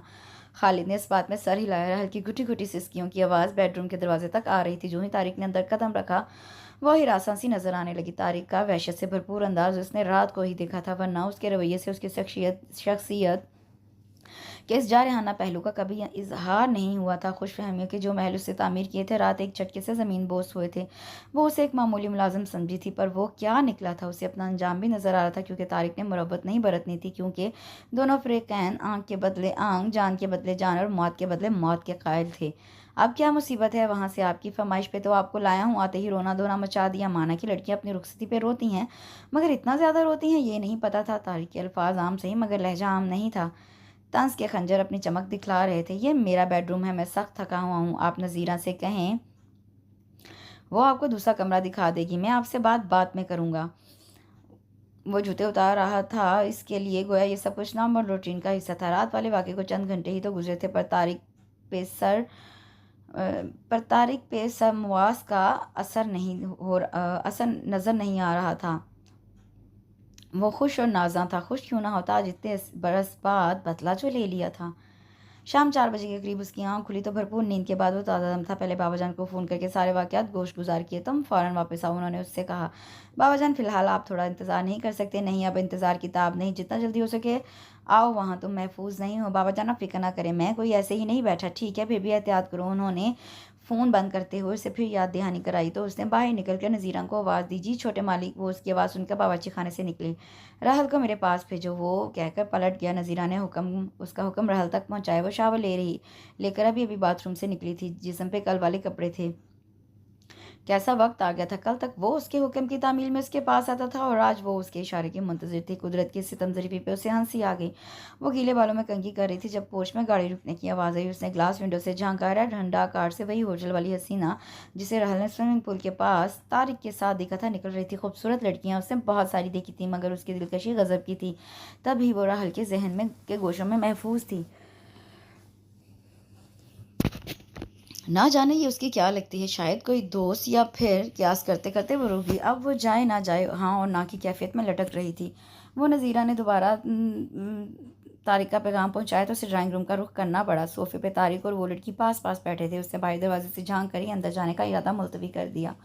उसके बाद वो लाशौरी तौर पर बुलावे की मुंतज़िर रही, पर मायूसी ही हुई। वो वापस आ गई। नज़ीरा ने उसे यूं ही चक्कर काटते देखा तो चाय का पूछ बैठी। उसने नफ़ी में सर हिलाया। वो लड़की डेढ़ दो घंटे बाद रुखसत हुई। तब तारिक को फिर राहल की याद आई। नज़ीरा, राहल कहाँ है? उसने इधर उधर देखा मगर वो नज़र कहीं नहीं आ रही थी। अपने कमरे में है, उसे फ़ौरन मेरे पास भेजो, मैं इंतज़ार कर रहा हूँ, वो कतियत से कहता वहाँ से हट गया। राहल ने हिचकिचाते हुए कमरे के दरवाजे पर दस्तक दी तो अंदर से आवाज़ आई, आ जाएं, खुला हुआ है। वो छोटे छोटे कदम उठाती आगे बढ़ी। वो सोफे पर बैठा रिमोट कंट्रोल थामे चैनल सर्चिंग में मसरूफ़ था। मेरा पहला पैगाम किस वक्त मिला था पता नहीं, उसने तंज किया था या पूछा था। वो चुप रही। मैंने कुछ पूछा है? अब की बार वो रौब से बोला तो गोद में रखी अपने हाथों को गौर से देखने लगी। तारिक को न जाने क्यों हंसी आ गई। अब तो मुंह में ज़बान ही नहीं है। खैर, सफ़ेद हवेली चलने की तैयारी करें, आपकी ससुराल है। वो लोग नई दुल्हन का शिद्दत से इंतजार कर रहे हैं, उसने नई दुल्हन पे जोर देकर कहा। राहल के दिल में कोई हलचल नहीं मची, अलबत्ता वो परेशान ज़रूर हो गई। आप भूल रहे हैं कि मैंने निकाह हवेली के जालिमाना रवाजों से बचने के लिए किया था। वो मजबूरी नहीं है। उसे पता नहीं था कि उसने ये सब किस जज्बे के ज़ेर असर कहा। आप किस दुनिया में रहती हैं? मैं वलीदा आफरीदी हूँ, जहाँ दुश्मनी की परवरिश औलाद की तरह की जाती है। राहिल चचा को गोलियों से छलनी जिस्म आज भी बाबाजान को भूल नहीं सका। दादू को कितने अरसे तक यकीन नहीं आया कि वो इस दुनिया में नहीं है। वो पलकें बिछाई उनके दुल्हन के इंतज़ार में रही, क्योंकि चचा कह के गए थे वो अपनी दुल्हन को लेने जा रहे हैं। मैं पूरे प्लान के साथ आपकी हवेली में दाखिल हुआ था। अब हम देखेंगे किसी का पिंदार रोन के कौन सी खुशी हासिल होती है। फतेह के शादियाने बजाने का हक हासिल है ना हमको। राहिल चचा का रिश्ता गेलानियों ने मुस्तरद कर दिया था, मगर उन्हीं की बेटी ने अपनी रजा से हवेली के एक मुलाजिम के साथ निकाह कर लिया। डूब मरने का मुकाम है हवेली के मर्दों के लिए। और आपका क्या ख्याल है? मैं आपको यूं ही आज़ाद कर दूंगा इतनी आसानी से? वो उसके मुकाबिल खड़ा था। राहुल को झुरझुरी सी आ गई। एक बार जो हमारे कब्जे में आ गया वो फिर हमारी कैद से आज़ाद नहीं हो सकता, चाहे जितना जोर लगा रहे हो। और फिर आप तो हमारी जिद हैं। आपने तो कहा था कि आप मुझे छोड़ देंगे। मुझे आपकी हकीकत का पता ना था, वरना मैं कभी ऐसी गलती ना करती। खैर, अब तो पता चल गया है ना कि मैं आपका मामूली सा मुलाजिम नहीं हूँ जिसकी हर वक्त आप तस्लील करती थी। उसकी सज़ा अलग से मिलेगी। वो बहुत संजीदा नज़र आ रहा था। राहुल ने नज़र झुका ली। शानदार से ड्राइंग रूम के दरमियान खड़ी वो शक्ल से ही हरासा लग रही थी। नौजवान लड़कियां और औरतें बड़े इश्तियाक से उसे देख रही थी। फिर उसका सामा तारिक के बाबा, चचा और ताया से हुआ। ज़काउद्दीन ने उसके सर पे हाथ फेरा। बाकी सभी अच्छे तरीके से मिले। तारिक ने जो दुश्मनी और इंतकाम के बदले की रट लगाई हुई थी, उसकी कैफियत ढूंढने से भी उसे किसी के चेहरे पे नहीं मिली। वलीद ने तुमसे निकाह किया है। राहिल के ख्वाब तो टूट गए, पर वलीद ने हमारा मान फिर से बढ़ा दिया। औरत हमारे यहाँ काबिल इज़्ज़त तस्वर की जाती है। हमने कभी अपनी माँ, बहन और बेटी की को मनफी रवायात की भेंट नहीं चढ़ने दिया। उन लोगों ने अपनी बेटी का रिश्ता हमारे भाई को नहीं दिया। मुबादा उसकी शादी करके उसे उसका हिस्सा भी देना पड़े, तभी उसे नाकर्दा जुर्म की भेंट चढ़ाया गया। सज़ा राहिल को भी मिली। मुझे शुरू में पता नहीं चला कि वलीद ये सब कर रहा है। जब मुझे खबर हुई तो बात बहुत आगे तक चली गई थी। नाचार हम भी चुप हो गए। तुम हमारे लिए तान्या, सबा और सना की तरह हो। हम दुश्मनी की रवायत तोड़ेंगे और क्या हर जगह आगाज तुमसे हो। वो हैरत से मुंह खुले, आंखें पड़े दम्बा खुद ज़काउद्दीन आफरीदी को बोलते सुन रही थी। उसे यकीन ही नहीं आ रहा था। तारिक ने उसे हवेली लाते हुए जिस गैज़ व गज़ब का मुजाहरा किया था, उसे उसके जहन में तारिक के ख़ानदान की एक तस्वीर सी बन गई थी, जो उसके अपने ख़ानदान से ज़्यादा मुख्तलिफ नहीं थी। पर यहाँ तो बड़ी माकूलियत का सबूत दिया गया था। शायद ये भी कोई धोखा या फ़रेब था, क्योंकि वो उस वक्त इफ्तिखार गिलानी और अपनी मम्मा की जायदाद की वाहिद वारिस थी, और उसे पता था इन ख़ानदानी लोगों में दौलत, जायदाद खून के रिश्तों से ज़्यादा अहम होते हैं। तारिक ने निकाह के वक्त कितने लालच का मुजाहरा किया था। राहल ने मुँह मांगी रकम उसे दी, फिर भी उसे डराकर ब्लैकमेल करने के चक्कर में था। उसके मुंह में कड़वाहट सी घुल गई। वलीद की कज़न ने उसे उसके कमरे तक पहुंचाया। रात बहुत हो गई थी। उस हंसमुख सी तबीयत वाली लड़की का नाम सानिया था। तारिक के चचा की बेटी से सारी लड़कियां ही अच्छी लगी। बाअखलाक और शौक सब तालीम याफ्ता, बादशाह और हल्को। उन पर रश्क सा आ गया। अपनी हवेली के घुटे घुटे माहौल के बरक्स तारिक की कज़न पुरएतमाद और तालीम याफ्ता थी। कल और आज का दिन बहुत हंगामा खेज था। वो कहाँ से कहाँ आ गई। उसके पीछे हवेली में जाने क्या हो रहा था। उसने कितना बड़ा कदम उठाया था। उसकी संगीनी का एहसास अब हो रहा था। हवेली की किसी लड़की ने इतनी जुर्रत का मुजाहरा नहीं किया होगा जितना उसने किया। दुश्मनों के पाँव तले गिलानियों की इज्जत रोन दी गई। तारिक के साथ निकाह पढ़ के उनके गुरूर को तोड़कर आफरीदियों का मान बढ़ाया था। पापा काश आप ना मरते, तकिए में मुँह छुपा के रोते। उसने शिकवा किया, पता नहीं मैं यहाँ से निकल भी सकूंगी कि नहीं। वलीद तारिक के तेवर अच्छे उसे छोड़ने वाले नहीं थे। वो लालची शख्स यकीनन उसकी जायदाद हथियाने के चक्कर में था। उसकी परेशानी फितरी थी। काश मैं ऐसा ना करती। उस शख्स ने मुझे वहाँ से लाते हुए जो हंगामा मचाया है, ताया अबू और बाकी सब बरअफरोख्ता होंगे। क्या कर दिया मैंने ये? अगर मैं अपने ख़ानदान वालों के हाथ लग जाऊं तो जाने क्या हो। आगे कुआं और पीछे खाई वाली बात है, कहीं राह निजात नहीं। जिसने पूरी प्लानिंग के साथ ये सब किया, ऐसे ही तो नहीं किया होगा ना। यकीनन मेरा अंजाम भी उसके जहन में होगा। वो यहाँ उनकी कैदी हूँ, मैं यहाँ उनकी कैदी हूँ। मनफी सोचें उसके दिमाग को झुलसाए दे रही थी। रहल को वली तारिक के घर आए 7वां रोज़ था। उस रोज़ के बाद उसे यहाँ नज़र नहीं आया था और ख़ुद से पूछने की हिम्मत उसमें नहीं थी। वो सफ़ेद हवेली के मिजाज को समझने की कोशिश कर रही थी।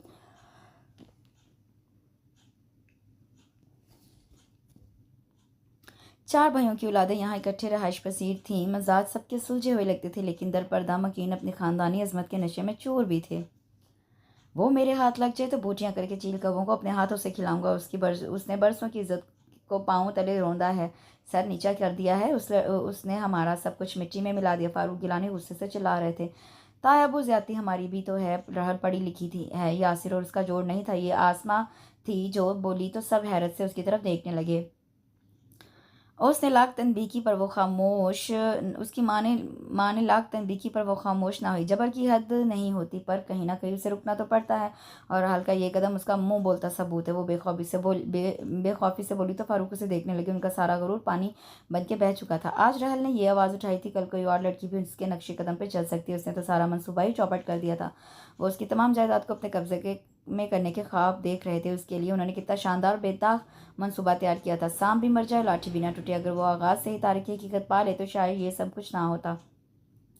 उन्होंने उसे जानिसाब मददगार के तौर पर रखते हुए 1 मिनट के लिए उसके बारे में छानबीन की ज़रूरत महसूस नहीं की। आंखें बंद करके इख्तियारात उसे तफवीज़ कर दिए। वो बाद में और साथियों को भी ले आया। वो फिर भी नहीं समझे, हालांकि वो कितने ज़ीरिक और मामला फ़ाहम थे। उनका ख्याल था कि तारिक की मदद से वो रहल की जायदाद के मालिक बन बैठेंगे। उन्होंने इस सूरत हाल में तारिक को भी मालामाल करने का वादा कर लिया था। वो भी उन्हें बहलाता रहा और वो बहलते रहे। कितने आराम से उनकी आंखों में धूल झोंक कर उससे अपना मकसद हासिल कर लिया। कितनी कड़ी शिकस्त से 2 4 हुए थे। राहिल और महरू को तो उन्होंने मार दिया था। फिर राहल के लिए उन्होंने कितना घिनौना मनसूबा तैयार किया था। ये जिल्लत, ये बदनामी, ये रुसवाई, कहीं उसका रद्द-ए-अमल तो नहीं थी? कहीं किसी की आह तो नहीं लगी थी? वो पहली बार ज़मीर की अदालत में खड़े हुए थे और ये सब उन्हें बड़ा तकलीफदेह लग रहा था। ज़िंदगी में पहली बार उनके बेटे शहरयार गिलानी ने उनके फैसले की मुखालफत की थी। वो आला तालीमी इदारों का तालीम याफ्ता था। बड़े आराम से कह दिया, दिस इज़ नॉट फेयर। उसका कहना था अगर वो राहल की जगह होता तो वो भी शायद ऐसा ही करता। वो तारिक के सेल नंबर पर गुज़श्ता 2 रोज़ से ट्राई कर रही थी, पर वो कॉल अटेंड नहीं कर रहा था। जाने कहाँ मरा हुआ है। राहल ने जी ही जी में उसे कोसा और फिर शर्मिंदा सी होगी, क्योंकि उसने हमेशा राहल को इज्जत से मुखातिब किया था। उसने कोई ऐसी हरकत कभी नहीं की जो उसे दुश्मन साबित करती। वो शाम सो कर उठी तो बाहर से बातों और कहकों की आवाज़ आ रही थी। सामने लॉन में तारिक कजन्स के घेरे में था। सब हंस बोल रहे थे। चाय का दौर चल रहा था। उसका जी सा जल गया। वो नंबर मिलाते मिलाते थक गई और वो जाने कब से आया हुआ है। सानिया ने उसे सामने देकर हाथ हिलाया, इधर ही आ जाए। सानिया तारिक के छोटे चचा की बेटी थी। राहल की कुछ कुछ उससे दोस्ती हो चली थी। सानिया बोलती थी और बेतहाशा बोलती थी। उसकी इस आदत ने राहल को बोरियत और घुटन के एहसास से बचा लिया था। सबा और आयशा भी फूलों के कुंज के पास धरना मारे बैठी हुई थी। राहल कसदन उनकी तरफ आई। जाने की उसे तारिक का सामना करने से खौफ आने लगा था। यूं लगता था जैसे वो सब कुछ छीन कर उसे बेबस कर देगा। आओ बैठो। सबा ने जगह बनाकर उसे दावत दी। क्या हो रहा था? वो ध्यान बटाने की गर्ज से बोली। कपड़े सेलेक्ट कर रहे थे। किस लिए? उसने दिलचस्पी दिखाई। वलीद भाई की शादी के लिए। क्या? वो हमंग सी नजर आने लगी। जी हाँ, चचा कह रहे थे जितनी जल्दी शादी हो जाए अच्छा है। मेरा मतलब है सिर्फ रुखसती ही तो होनी है। फिर वलीद भाई पे लड़कियों की बड़ी नज़र है, ख़ास तौर पे उनकी फ्रेंड सोनिया। बेचारी तो गोडे गोडे उनके इश्क में डूबी हुई है। आयशा बता रही थी और उसका जहन साए साए कर रहा था।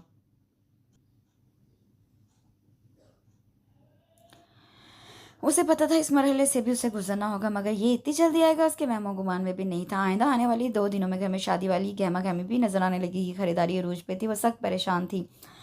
आखिर हिम्मत करके तारिक की अम्मी जो उर्फ आम छोटी बेगम कहलाती थी उनसे कह ही दिया, मैं अभी जहनी तौर पर तैयार नहीं हूँ। कहते कहते उसकी आंखों में आंसू निकल पड़े।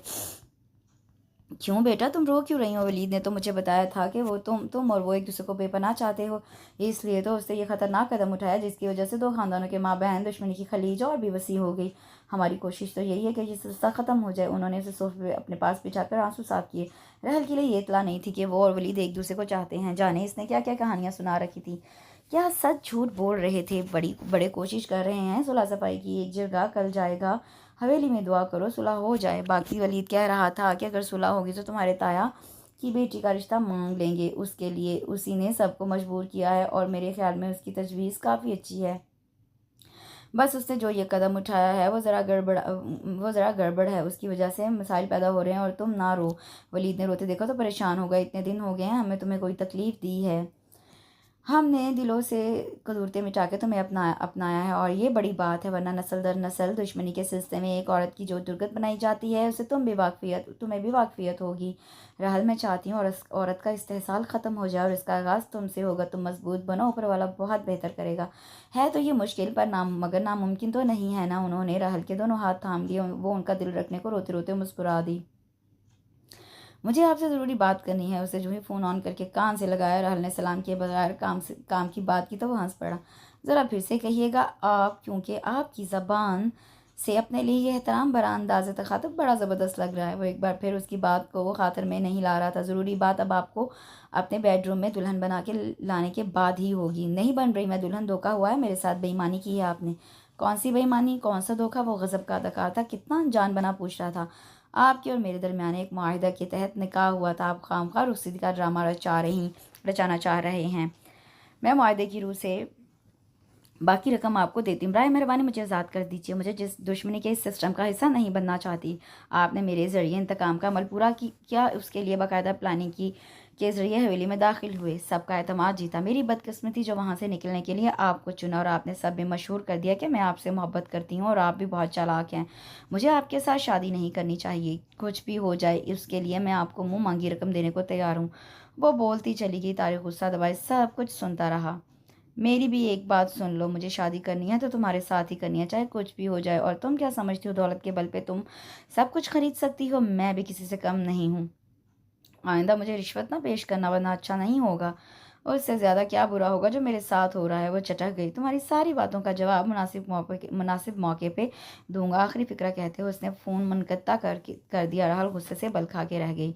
राहिल को महरू पहली इत्तफाकी मुलाकात के बाद ही बहुत अच्छी लगने लगी थी। उसने बता दिया था कि उसकी बात अपने से 9 साल छोटे खालाजाद के साथ तय है। महरू में मोहब्बत ने बेपनाह ताकत भर दी। उसने घर में कह दिया मुझे उमर से शादी नहीं करनी। उधर से राहिल ने अपने बड़ों को रिश्ता लेने भेज दिया। उस बगावत का सर कुचलना ज़रूरी था। महरू राहिल से मिलने निकली। फारूक ने निगरानी सख्त कर दी थी। जो ही वह हवेली से निकल के राहिल के पास पहुंची, उधर से फारूक भी सब भाइयों के साथ पहुंच गए। कुछ कहे सुने बगैर फारूक ने रिवाल्वर निकाल लिया। पहली गोली उन्होंने महरू पे चलाई, फिर चलाते चले गए। यही हाल राहील का हुआ। उसकी खून में डूबी लाश सफ़ेद हवेली पहुंची तो कोहराम बर्पा हो गया। बीबी जान उसे पना चाहती थी, हवास ही खो बैठी। एक अरसे तक वो उसी कैफियत में रही। वली तारिक ये दास्तान सुनते सुनते बड़ा हुआ था। इंतकाम के शौले उसके सीने में भी भड़कते। बीबी जान अब भी राहील चचा को याद करके रोती तो वली दहद करता कि गिलानियों को मज़ा चखा कर रहेगा। और फिर उसका मौका भी मिल गया। वो ड्राइवर के साथ गांव जा रहा था। रास्ते में तवील 2 रोइया सड़क आई तो ड्राइवर ने बताया कि ये सड़क गिलानियों ने अपने लिए बनवाई है। उसके अख्ताम पे हवेली थी। बस यहीं से उसका जहन बदल गया। सारा मंसूबा भी तरतीब पा गया। उससे अगले 3 दिन उसने सोच विचार में गुजार दिए। चौथे रोज़ मामूली से कपड़ों और तब्दील हुलिये में वो गिलानियों की हवेली आ गया। सामना फारूक गिलानी से हुआ। उसने खुद को दूर दराज गांव का बासी जाहिर किया और कहा कि ज़मीन के तनाज़े पे उसका ख़ानदान मारा जा चुका है, सिर्फ चंद एक अजीज़ रिश्तेदार बचे हैं और वह जान बचाने के लिए यहाँ चला आया। फ़ारूक को उसकी कहानी ने बड़ा मुतासिर किया। फिर बहुत जल्द उसने फ़ारूक का दिल जीत लिया। वो परवाने की तरह उनके इर्द गिर्द घूमता, हाथ बांधे हुक्म का मुंतज़िर होता। फ़ारूक ने उसे अपने ज़ाती खिदमतगार अमले में शामिल कर लिया। अब वो उस पर बहुत ज़्यादा भरोसा करने लगे थे। कुछ ऐसे वाक़यात हुए थे जिसकी वजह से उनका एतबार मुकम्मल पुख्ता हो गया। इफ्तिखार और आलिया की हादसाती मौत के बाद उनकी निगाह दोनों की जायदाद पे थी। इसके लिए बेदाग मनसूबाबंदी ज़रूरी थी। फारूक का जहन इस मामले में बड़ा ज़रखेज़ था। तारिक को जहन में रखते हुए वो मकरूम मनसूबा उन्होंने तैयार किया था। बिलाखिर उन्होंने एक रोज़ उसे उसमें शरीक कर ही लिया। उन्होंने राहुल के बारे में बताया कि वो लाहौर में पढ़ रही है और उसका आखिरी तालीमी साल है। मैं उसकी तमाम जायदाद पे कब्जा चाहता हूँ। मेरा भाई शुरू से ही शहर में रहा है, ताकतवर और बादशाह लोगों के साथ उसके ताल्लुकात रहे हैं। मेरा इरादा तो यही है मैं यासिर के साथ राहुल की शादी कर दूँ और आहिस्ता आहिस्ता हर चीज़ पे कब्जा कर लूँ। मगर राहुल पढ़ी लिखी शहर की परवरदा है, आसानी से नहीं मानेगी। ये बात दूर तक फैल जाएगी और हमारी बदनामी होगी। मैं चाहता हूँ तुम उसमें दिलचस्पी का इजहार करो। उसका मौका तुम्हें मैं दूंगा। तुम जवान हो, खूबसूरत हो, कोई भी लड़की बड़ी आसानी से तुमसे मुतासिर हो सकती है। राहुल को मुतासिर करना शीशे में उतारना तुम्हारा काम है। फिर उसे शादी पे तैयार करो। मैं ऐसे हालात पैदा कर दूंगा कि तुम जो ही उसे शादी का कहोगे वो तुम्हारे साथ हवेली से भागने के लिए राजी हो जाएगी। उस वक्त तुम मुझे बता देना, वहीं पे कारी करके उसे मार दिया जाएगा। तुम भाग जाना, मेरा आदमी तुम्हारे पास आएगा और इतना कुछ तुम्हें देगा कि सारी उम्र आराम से बैठकर खाते भी रहे तो ख़त्म नहीं होगा। तारिक के दिलो दिमाग में हलचल मची थी, पर चेहरे से दिली कैफियत उसने आया नहीं होने दी थी। जिस मौका की तलाश में था वो खुद ही फारूक ने फराहम कर दिया। उधर नरमीन उससे आने बहाने बात करने की कोशिश करती तो वो टाल देता, फिर रहल से सामना हुआ, वो बहाने बहाने से टकराता रहा। वह लाहौर गई तो फारूक ने उसे भी वहीं भेज दिया। फिर तवक्को के ऐन मुताबिक फारूक गिलानी ने उसे ऐसे हालात पैदा कर लिए कि राहल ने उससे कह दिया, मुझसे आर्जी निकाह कर लो। निकाह से पहले उसके जहन में राहल के लिए कुछ ऐसे खास जज्बात नहीं थे, पर जब उसने निकाह का कहा तो उसका दिल चाहा सीधा उसे सफ़ेद हवेली ले जाए और सबको कहे कि आज उसने बदला ले लिया। और उसने हर मुमकिन तरीके से राहल को मुतासिर करने की कोशिश की, पर जाने वो किस मिट्टी की बनी हुई थी कि तारिक की मर्दाना वजाहत का जादू असरअंदाज ही नहीं हो रहा था। फारूक गिलानी को वो रिपोर्ट भी देता रहता, नताज कुछ ऐसे भी हौसला अफजा नहीं थे। उससे खुद को राहल के अंदाजों से बढ़कर भी लालची साबित किया। निकाह के रोज़ उसकी मतलूबा रकम राहल ने उसके हवाले कर दी। निकाह के बाद तारिक के ख्यालात में राहल के हवाले से जो तब्दीली आई वो खुद उसके लिए परेशान कन थी। वो चाहने के बावजूद फारूक गिलानी को निकाह के बारे में ना बता सका। अब राहल के बारे में वो फारूक गिलानी को झूठ ही बताता है। घर में रहते हुए वो उसके बारे में ना सोचे, ये मुमकिन ही नहीं था। उधर राहल वक्तन फ़वक्तन उसे ये बावर कराना ना भूलती कि उनका रिश्ता आर्जी नौयत का है और वो एक दूसरे पे कोई हक नहीं रखते। बस यहीं से तारिक पे इंकशाफ हुआ कि वो राहल से सचमुच मोहब्बत करने लगा है। ज़माने की आलूदगियों और चालाकियों से ना आशना वो सादा दिल सी लड़की जाने कब और कैसे उनके दिल में धड़ल्ले से विराजमान हो गई थी और वो दिन ब दिन उसके सैर में मुतला होता जा रहा था। उसने खुद से अहद किया था कि राहल को फारूक गिलानी के मज़मूम इरादों का शिकार नहीं होने देगा। फिर भी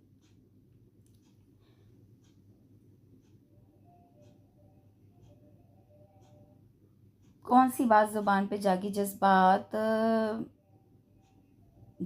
आंखों से अया हो जाते तो वो सहमी हुई हिरनी की तरह बदक जाती, उससे बचने की कोशिश करती। और फिर फारूक गिलानी की गंदी फितरत ने एक रोज़ तो हद कर दी। रात के 2-2:30 बजे राहल को फ़ोन करके जगाया और बोला कि वो उनका फ़ोन रिसीव नहीं कर रहा, उसे जाके उठा दे। उनके मंसूबे से लाइलम वो तारिक के बेडरूम तक आ गई। उस रोज़ इत्तफाक ही था कि उसने दरवाज़ा लॉक नहीं किया था। फारूक गिलानी ने तारिक को फ़ोन करके बता दिया था कि राहल तुम्हारी तरफ आ रही है। उसका गरूर पामाल कर दो। रिश्तों की ऐसी बेहिसी पे उसका खून खोल गया। चंद लम्हों के लिए वो इंसानी जज्बाती कमज़ोरी का शिकार ज़रूर हुआ, लेकिन फिर राहल की इज्जत का एहसास हर चीज़ पे गालिब आ गया। बहुत जल्दी उसने खुद को संभाल लिया और फारूक गिलानी को रिपोर्ट दी कि राहल बाहर से ही दरवाज़ा बजा के चली गई है। पहली बार उन्होंने उस पर गुस्से और नाराज़गी का इजहार किया था। कैसे मर्द हो तुम, अभी तक तुमसे एक लड़की भी ज़ेर नहीं हुई। तुम जहन से ये बात निकाल दो कि वो मालिकों की बेटी है। तुम्हारा यही एहसास कमतरी कामयाबी की राह में रुकावट बना हुआ है। भूल जाओ सब कुछ। फिर उन्होंने राहल को हवेली बुलवा कर यासिर से शादी का ड्रामा रचाया। तवक्को के मुताबिक वो परेशान होकर उसके पास आई। जब वो उसके कमरे तक आई वो सब भाइयों समेत वहाँ चले आई। इरादा तो यही था कि मैरू की तरह उसे बिकारी करके मार देंगे और बड़े आराम से उसकी सारी दौलत के मालिक बन जाएंगे। सांप भी मर जाएगा और लाठी भी नहीं टूटेगी। उधर तारिक ने भी कच्चा काम नहीं किया था, अपने कारिंदों को बुलवा लिया था। वहाँ से बाहिफाजत वो राहल को निकाल ले आया। फारूक गिलानी का सारा मनसूबा उसने चौपट कर दिया था। सफ़ेद हवेली में उसने यही मशहूर किया था कि गिलानियों की बेटी उससे मोहब्बत करने लगी है और वो बाकायदा मनसूबे के तहत उससे शादी करके लाएगा। ज़काउद्दीन अफरीदी बहुत खुश हुए। राहल की प्लानिंग वाला किस्सा निकाल के वलीद अफरीदी ने उन्हें सब कुछ बता दिया। तारिक सचमुच राहल से मोहब्बत करने लगा था, मगर वो बार बार उसे ये जताना ना भूलती कि उनका रिश्ता कोई मजबूत रिश्ता नहीं है। वो उसे बेईमान और लालची समझती थी। वो तो सोच रहा था कि दुश्मनी की इस खलीज को पाटने की कोशिश करेगा।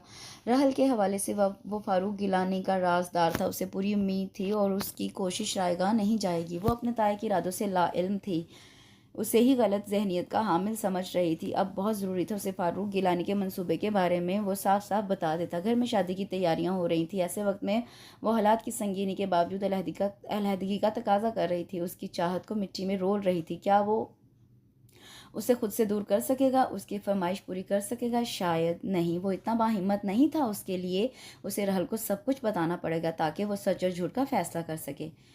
वो सब फारूक गिलानी की हवेली में जमा थे। सुलह का फैसला करते फारूक गिलानी के कंधे झुक गए थे। शायद वक्त के साथ साथ सब कुछ बदल रहा था, यहाँ तक कि उनकी रवायात में दरारें आ गई थी। अगर वलीद तारिक उनके घनावने मंसूबे के बारे में ज़बान खोल देता तो उनकी इज्जत दो कौड़ी की भी ना रहती। वो पूरी बरादरी की निगाह में गिर जाते। बरसों से सब उनके फैसले पे आमना सदकन कहते आ रहे थे। उनका कहा पत्थर पे लकीर था। बेहतर यही था वो अफरीदियों के साथ सुलह कर ले। वैसे भी वो खुद चल के आए थे। अपने बेटे के इक़दाम के बारे में शर्मिंदा थे। वो उनकी बात मानकर अपनी टांग ऊपर कर सकते थे, उनकी 7 पुश्तों पर एहसान अजीम कर सकते थे, अपनी बरादरी में वक़ार बढ़ा सकते थे। सुलह से उनकी ताकत में इजाफा होता। अब तो उनकी अपनी औलाद भी यही कह रही थी कि सुलह में ही इज़्ज़त है। फ़ारूक गिलानी ज़काउद्दीन अफरीदी के गले लगे तो फ़िज़ा गोलियों की तड़तड़ाहट से गूंज उठी, जो इस बात का इजहार थी कि सुलह हो गई। रहल को भी पता चल गया था कि सुलह हो गई है। दूसरी खुशी की खबर नरमीन के रिश्ते के बारे में थी। वलीद तारिक के ताया के बेटे शाहनवाज के लिए नरमीन का प्रपोजल भिजवाया गया था। मौज़म बहुत खुश हुआ था। बहन की उजड़ी ख़ज़ां ज़िंदगी पे बाहर दस्तक दे रही थी। उसने बाबा जान को दिलाल देकर राज़ी कर लिया था। लड़का बहुत अच्छा है, नरमीन के हर लिहाज से बेहतर है। वैसे भी अपने ख़ानदान में तो कोई करेगा नहीं, क्योंकि रवाज जो चली आ रही है, एक बार जिस लड़की के नाम के साथ मर्द का नाम वाबस्ता हो जाए फिर उसकी रहती है, चाहे वो मर क्यों ना जाए। और ये रिवाज सिर्फ हमारी औरतों के लिए क्यों है, ख़ानदान में वैसे भी मेरी बहन की नहुसत मशहूर हो चुकी है। अगर आप उसकी शादी के लिए राज़ी भी होंगे तो कौन करेगा उससे शादी? कोई भी नहीं। इससे बेहतर है कि हम उसे हार देते। यूं जीते जी जिंदा लाश तो ना बनाएं। अगर रहल का रिश्ता अफरीदी ख़ानदान में हो सकता है तो नरमीन का क्यों नहीं? शाहनवाज डॉक्टर है, नरमीन का तकरीबन हम उम्र। मैं नहीं समझता कि इसमें कोई बुराई है। अगर अब भी हम ना समझे तो कोई और रहल पैदा हो जाएगी, जो फिर किसी वली तारिक से मदद मांगेगी और दुश्मनी का ये सिलसिला चलता रहेगा। हमारे लिए खुशी की बात होनी चाहिए कि आपके जीते जी नरमीन का घर बस जाए। मेरी राय तो यही है कि हाँ कर दी जाए। मुअज़्ज़म का लहजा खरा और दो टोक था। वो कमज़ोर पड़ गए। सफ़ेद हवेली से औरतें और मर्द रस्म करने आए। नरमीन की तस्वीर भी शाहनवाज को दिखाने के लिए दी गई। वो एक मुअत्तदल रोशन ख्याल सुलझा हुआ नौजवान था। वैसे भी बात दुश्मनी ख़त्म करने की थी। उसने बखुशी रजामंदी दे दी। वली तारिक ने नरमीन की बहुत तारीफ़ की थी, जिससे उसका इश्तियाक दो चंद हो चुका था। हवेली में क़याम के दौरान तारिक ने यह बात शिद्दत से महसूस की थी कि नरमीन किसी निजात दहिंदा के इंतज़ार में है। ये इंतज़ार ऐसा होता है कि इंसान हर आने वाले को मजबूत सहारा तस्वुर करता है। ऐसा ही उसके साथ भी हुआ। वो मंगो भरा दिल रखती थी। तारिक ने उसे साफ लफ्ज़ों में बावर करवा दिया था कि वो उसके लिए निजात दहिंदा नहीं बन सकता। शुक्र है कि वो समझ गई थी। अब वो बहुत खुश था, क्योंकि शाहनवाज बहुत पुरखुलूस इंसान था। कोई भी लड़की उसकी रफ़ाकत पे फ़ख्र महसूस कर सकती थी। अब तारिक और शाहनवाज की शादी एक साथ होना करार पाई थी। रहल कल वापस जा रही थी। उसे अपने आबाई घर से रुखसत होकर यहाँ आना था। टीवी लाउंज में वो सब जमा थे। हंसी मजाक चल रहा था। तारिक उनके दरमियान अभी अभी आया था। बाहर का मौसम बड़ा दिलकश और खूबसूरत हो रहा था। रहल सबा की किसी बात पे बेसाख्ता खिलखिलाई तो तारिक ने बड़े गौर से उसे देखा, जिस पे उसकी हंसी को ब्रेक लगे। होंठ पहले की तरह जुड़ गए। चेहरा संजीदगी और खफगी की तस्वीर पेश करने लगा। वलीद भाई, रहल कल जा रही है। सानिया ने उसे छेड़ा तो वो तब सा गया। मैं क्या करूं, रोक लूं? राहल ने शिकवा किनारे गांव से उसे देखा। गोया कह रही हो तुम्हें कोई परवाह नहीं, तुम तो बड़ी मोहब्बत के दावे कर रहे थे। अब ये 15 दिन के बाद आएंगी शाहनवाज भाई की दुल्हन के साथ। सबा ने 15 दिन पर जोर देते कहा तो राहल उठ के बाहर आ गई, क्योंकि सब उसे शरारती निगाहों से देखने लगे थे। उनका इरादा यकीनन उसका रिकॉर्ड लगाने का भी होगा। उसने तभी देवी मुस्कुराहट से भांप लिया था। आप दोनों के बीच जाने क्या है, मुझे समझ नहीं आता। राहल उखड़ी उखड़ी और बेजार नजर आती है। सबा ने कुछ उगलवाना चाहा। मुझे तो लगता है ऐसा सोनिया की वजह से है। सानिया दूर की कौड़ी लाई थी। अरे नहीं, वो सिर्फ मेरी अच्छी दोस्त है। मैंने उसे दोस्त से ज़्यादा कुछ नहीं समझा। उसने जैसे जान छुड़ाई थी। रात को खाने की मेज़ पे राहल खामोश खामोश सी थी। खासतौर पर तारिक ने उसकी कैफियत को वाज़ेह तौर पर महसूस किया था। वो बहुत उखड़ी उखड़ी सी लग रही थी। बड़ों के फैसले के बाद 15 दिन के वक्फे से तारिक को शाहनवाज की बारात जानी थी, इसलिए कल रहल जा रही थी। अंदर से वो भी खौफजदा थी, जाने क्या होगा, मगर सब ने यकीन दिलाया था नाराज़ियों के बादल छट गए हैं। तुम्हें कोई कुछ नहीं कहेगा। उसका वाज़ेह सबूत सुहेल चचा और मज़्ज़म भाई की फ़ोन कॉल थी। उसके दिल को भी हौसला हुआ था। बस ये वलीद तारिक का हाल या रवैया था जिसकी वजह से वो उलझी हुई थी। उसने रूबरू आकर कोई बात नहीं की थी। कुछ भी तो नहीं कहता था। वो यहाँ लाके जैसे उसे भूल गया था। वो लाशौरी तौर पर उसकी तवज्जो की आदी हो गई थी। सफ़ेद हवेली आने के बाद उसने बारहा दिल को टटोला। निकाह से लेकर अब तक जो वाक़यात हुए थे, उसने सब का ईमानदारी से तज्ज़िया किया था। उसने निकाह के वक्त सोचा तक ना था कि वो वलीद तारिक के बारे में सोचेगी और फिर सचमुच उसके सहर में मुब्तला हो जाएगी। हाँ, ये मुआवजा हो चुका था। नरमीन की रिश्ते के लिए की जाने वाली उसकी कोशिशें ढकी छुपी तो नहीं थी। उसने राहल के लिए खसूसी जज्बात नज़रअंदाज करने के काबिल तो नहीं थे। वो अभी भी शावर लेके बाथरूम से निकली थी। बाल ब्रश करने के बाद उसने बैग खोलकर सामने रखा। कुछ ज़रूरी सामान की पैकिंग करनी थी। अलमारी खोलकर उसने हैंग किए हुए सूट बाहर निकाले। इतने में दरवाजे पे दस्तक हुई। इस वक्त कौन हो सकता है, उसने अंदाज़ा लगाते हुए दरवाज़ा खोला। सामने वलीद तारिक खड़ा था। रहल की हैरत भरी निगाह खुद पे टिके देख कर उसने बमुश्किल अपनी बेसाख्ता मुस्कुराहट का गला घोंटा। तैयारी हो रही है जाने की, बड़ी खुश लग रही हैं। उसने रहल को छेड़ा। वो मसरूफ़ नजर आने की कोशिश कर रही थी। वो मुड़ी तो तारिक ने उसकी आंखों में आंसू की झिलमिल देखी। जाने उसे क्या हुआ कि वो दरवाज़ा खोल के बाहर निकल गई। वो सर पे हाथ फेर के रह गया। बाहर निकल के उसने इधर उधर देखा। उस वक्त कमरे से बाहर वो कहाँ जा सकती है। उसने अंदाज़ा लगाना चाहा। बाहर बारिश बरस रही थी। वो गोल सतून के साथ टेक लगाई यकटक बरसती बारिश को देख रही थी। जाने क्यों बेनाम सी दुख की एक लहर उसे भगो गई। क्या ये नाजुक सी लड़की हमेशा उसकी तरफ से दिल में कदूरत रखेगी। वो शायद उसे कभी भी अपनी मोहब्बत का यकीन नहीं दिला पाएगा। वो आहिस्तगी से उसके पीछे आ खड़ा हुआ। आखिर कौन सा जुर्म जद हुआ है मुझसे जो यूं आप नीर बहा रही हैं। वो यूं बदकी जैसे करंट लगा हो। उसकी निगाहों की बेयकीनी वली तारिक के दिल को अनोखे से एहसास से दो चार कर गई। उसने राहल के हाथ को पकड़ा और बजोर ताकत खींचता हुआ अपने बेडरूम तक लाया। राहल ने मज़ाहमत की कोशिश की जो हस्बे साबिक कामयाब ना हुई। दरवाज़ा लॉक था। वो मुड़ के दराजों में से कुछ ढूंढने लगा। वापस मुड़ा तो उसके हाथ में कुछ कागज़ दबे हुए थे जो उसने रहल के आगे फेंके। वो पहली निगाह में ही पहचान गई कि ये उसी के साइन किए हुए चेक थे जो उसने तारिक को आर्जी निकाह के एवज़ में दिए थे। उसने उन्हें कैश नहीं कराया था।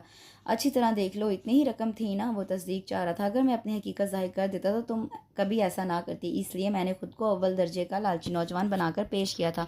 वक्तन फ़वक्तन मैं जो कहता रहा वो उसी सिलसिले का हिस्सा था। मेरा कसूर इतना संगीन है कि माफ़ी ही ना मिले। फिर उसने वो सब गोश गुजार कर दिया। हालांकि तुम्हारे ताया ने तमाम इख्तियार मुझे सौंप दिए थे। मैं जो चाहूँ करूँ। तुमको रात के 2 बजे उठाकर मुझे जगाने भेजना इसी मंसूबे का हिस्सा था। मगर मुझे तुम्हारी इज्जत अजीज़ थी क्योंकि तुम्हारे ताया के नमक ख्वार भी वहीं थे। इसलिए तो एक रात जब तुम बात करने मेरे कमरे तक आई तो मैंने तुम्हें डांट दिया क्योंकि फारूक गिलानी ने बरकत समेत दीगर मुलाजमीन को भी तुम पर नज़र रखने को कहा था। अगर मैं जिस बात का मारा हुआ होता तो बहुत शुरू में अपने अरमान पूरे कर चुका होता। दिल के हाथों मजबूर होकर मैं कुछ ना कुछ कह देता जो तुम्हें ब्लैकमेलिंग लगती थी। बाकी रह गई लहदगी की बात, तो मैं ऐसा कभी नहीं करूँगा क्योंकि मुझे तुमसे मोहब्बत है, सच्ची और गहरी। उसका लहजा साफ और खरा था। मैं दुआ करूँगा कि तुम्हें भी मुझसे मोहब्बत हो जाए। ज़िंदगी में चंद मौके ही ऐसे आए थे जब तारिक ने उसे तुम कहकर मुखातिब किया था और उसे बहुत अनोखा एहसास हुआ था। अगर तुम्हारी जगह कोई और लड़की होती तो खुशी से पागल हो जाती जो उसे इतना चाहने वाला मिला है। राहल उसके एक एक लफ्ज़ को पूरी तवज्जो से सुन रही थी। जलते दिल पे जैसे शबनम की फवार पड़ी थी। ऐसा वाज़ेह इकरार ही तो वह सुनने की तमन्ना रखती थी जो वली तारिक ने कभी किया ही नहीं था। आपसे किसने कहा कि मैं अलग होना चाहती हूँ। वो बोलते हुए दरवाजे के पास पहुंच गई। इतनी देर से क्यों कहा ये। वो उसके पास आ रुका। इसलिए कि इससे पहले आपने भी तो कभी अपने जज्बात का ढंग से इजहार नहीं किया ना। वो मुस्कुराई। उसका हाथ वली तारिक के हाथ में दबा हुआ था। उसे तहफ़्फ़ुज़ का एहसास दिला रहा था। बेईमान लड़की निकाह के बाद मैं जो कुछ कहता रहा वो इजहार ही तो था। इजहार से ज़्यादा धमकी गई है। उसने आज़गी से हाथ छुड़ाया। खुद तुमने ही तो कहा था कि हमारा रिश्ता आर्जी है, इसलिए मैं सब कुछ कहता रहा कि शायद तुम्हारे दिल पे असर ही हो जाए। उसने शौक निगाहों से राहल को तकते हुए कहा जो बाहर निकल रही थी। खैर एक बार हाथ तो लोगों मेरे फिर देखना। राहल ने पलटकर उसे देखा और हाथ हिलाती राहदारी में मुड़ गई बारिश को देखने के लिए। वलीद तारिक भी उसके पीछे आ गया। राहल पहले वाली जगह खड़ी सरमस्ती के आलम में बरसती बारिश की छम छम से लुत्फानंदोज हो रही थी। अगली बारिश इससे ज़्यादा अच्छी होगी। क्यों। इसलिए कि तुम हमेशा के लिए मेरे घर आ जाओगी ना। एक मुतमईन और आसूदा सी मुस्कुराहट वली तारिक के होंठों पर चमकी। बरसात की खूबसूरत और अलबेली रात थी। उसे यकीन था राहल की हमराही में बहुत जल्द ऐसी ही बेशुमार खूबसूरत रातें आने वाली हैं। इसके साथ ही इस बहुत ही खूबसूरत नावल का इख्तिताम होता है। मुझे उम्मीद है कि आपको ये नावल बहुत बहुत बहुत अच्छा लगा होगा। कमेंट सेक्शन में अपने मौजूदगी का इजहार करते रहा करिए और साथ ही मेरे चैनल को लाइक शेयर सब्सक्राइब ज़रूर करें। इंशाल्लाह कल एक और बेहतरीन नावल के साथ हाजिर होंगी। दुआ में याद रखें। अल्लाह हाफिज़।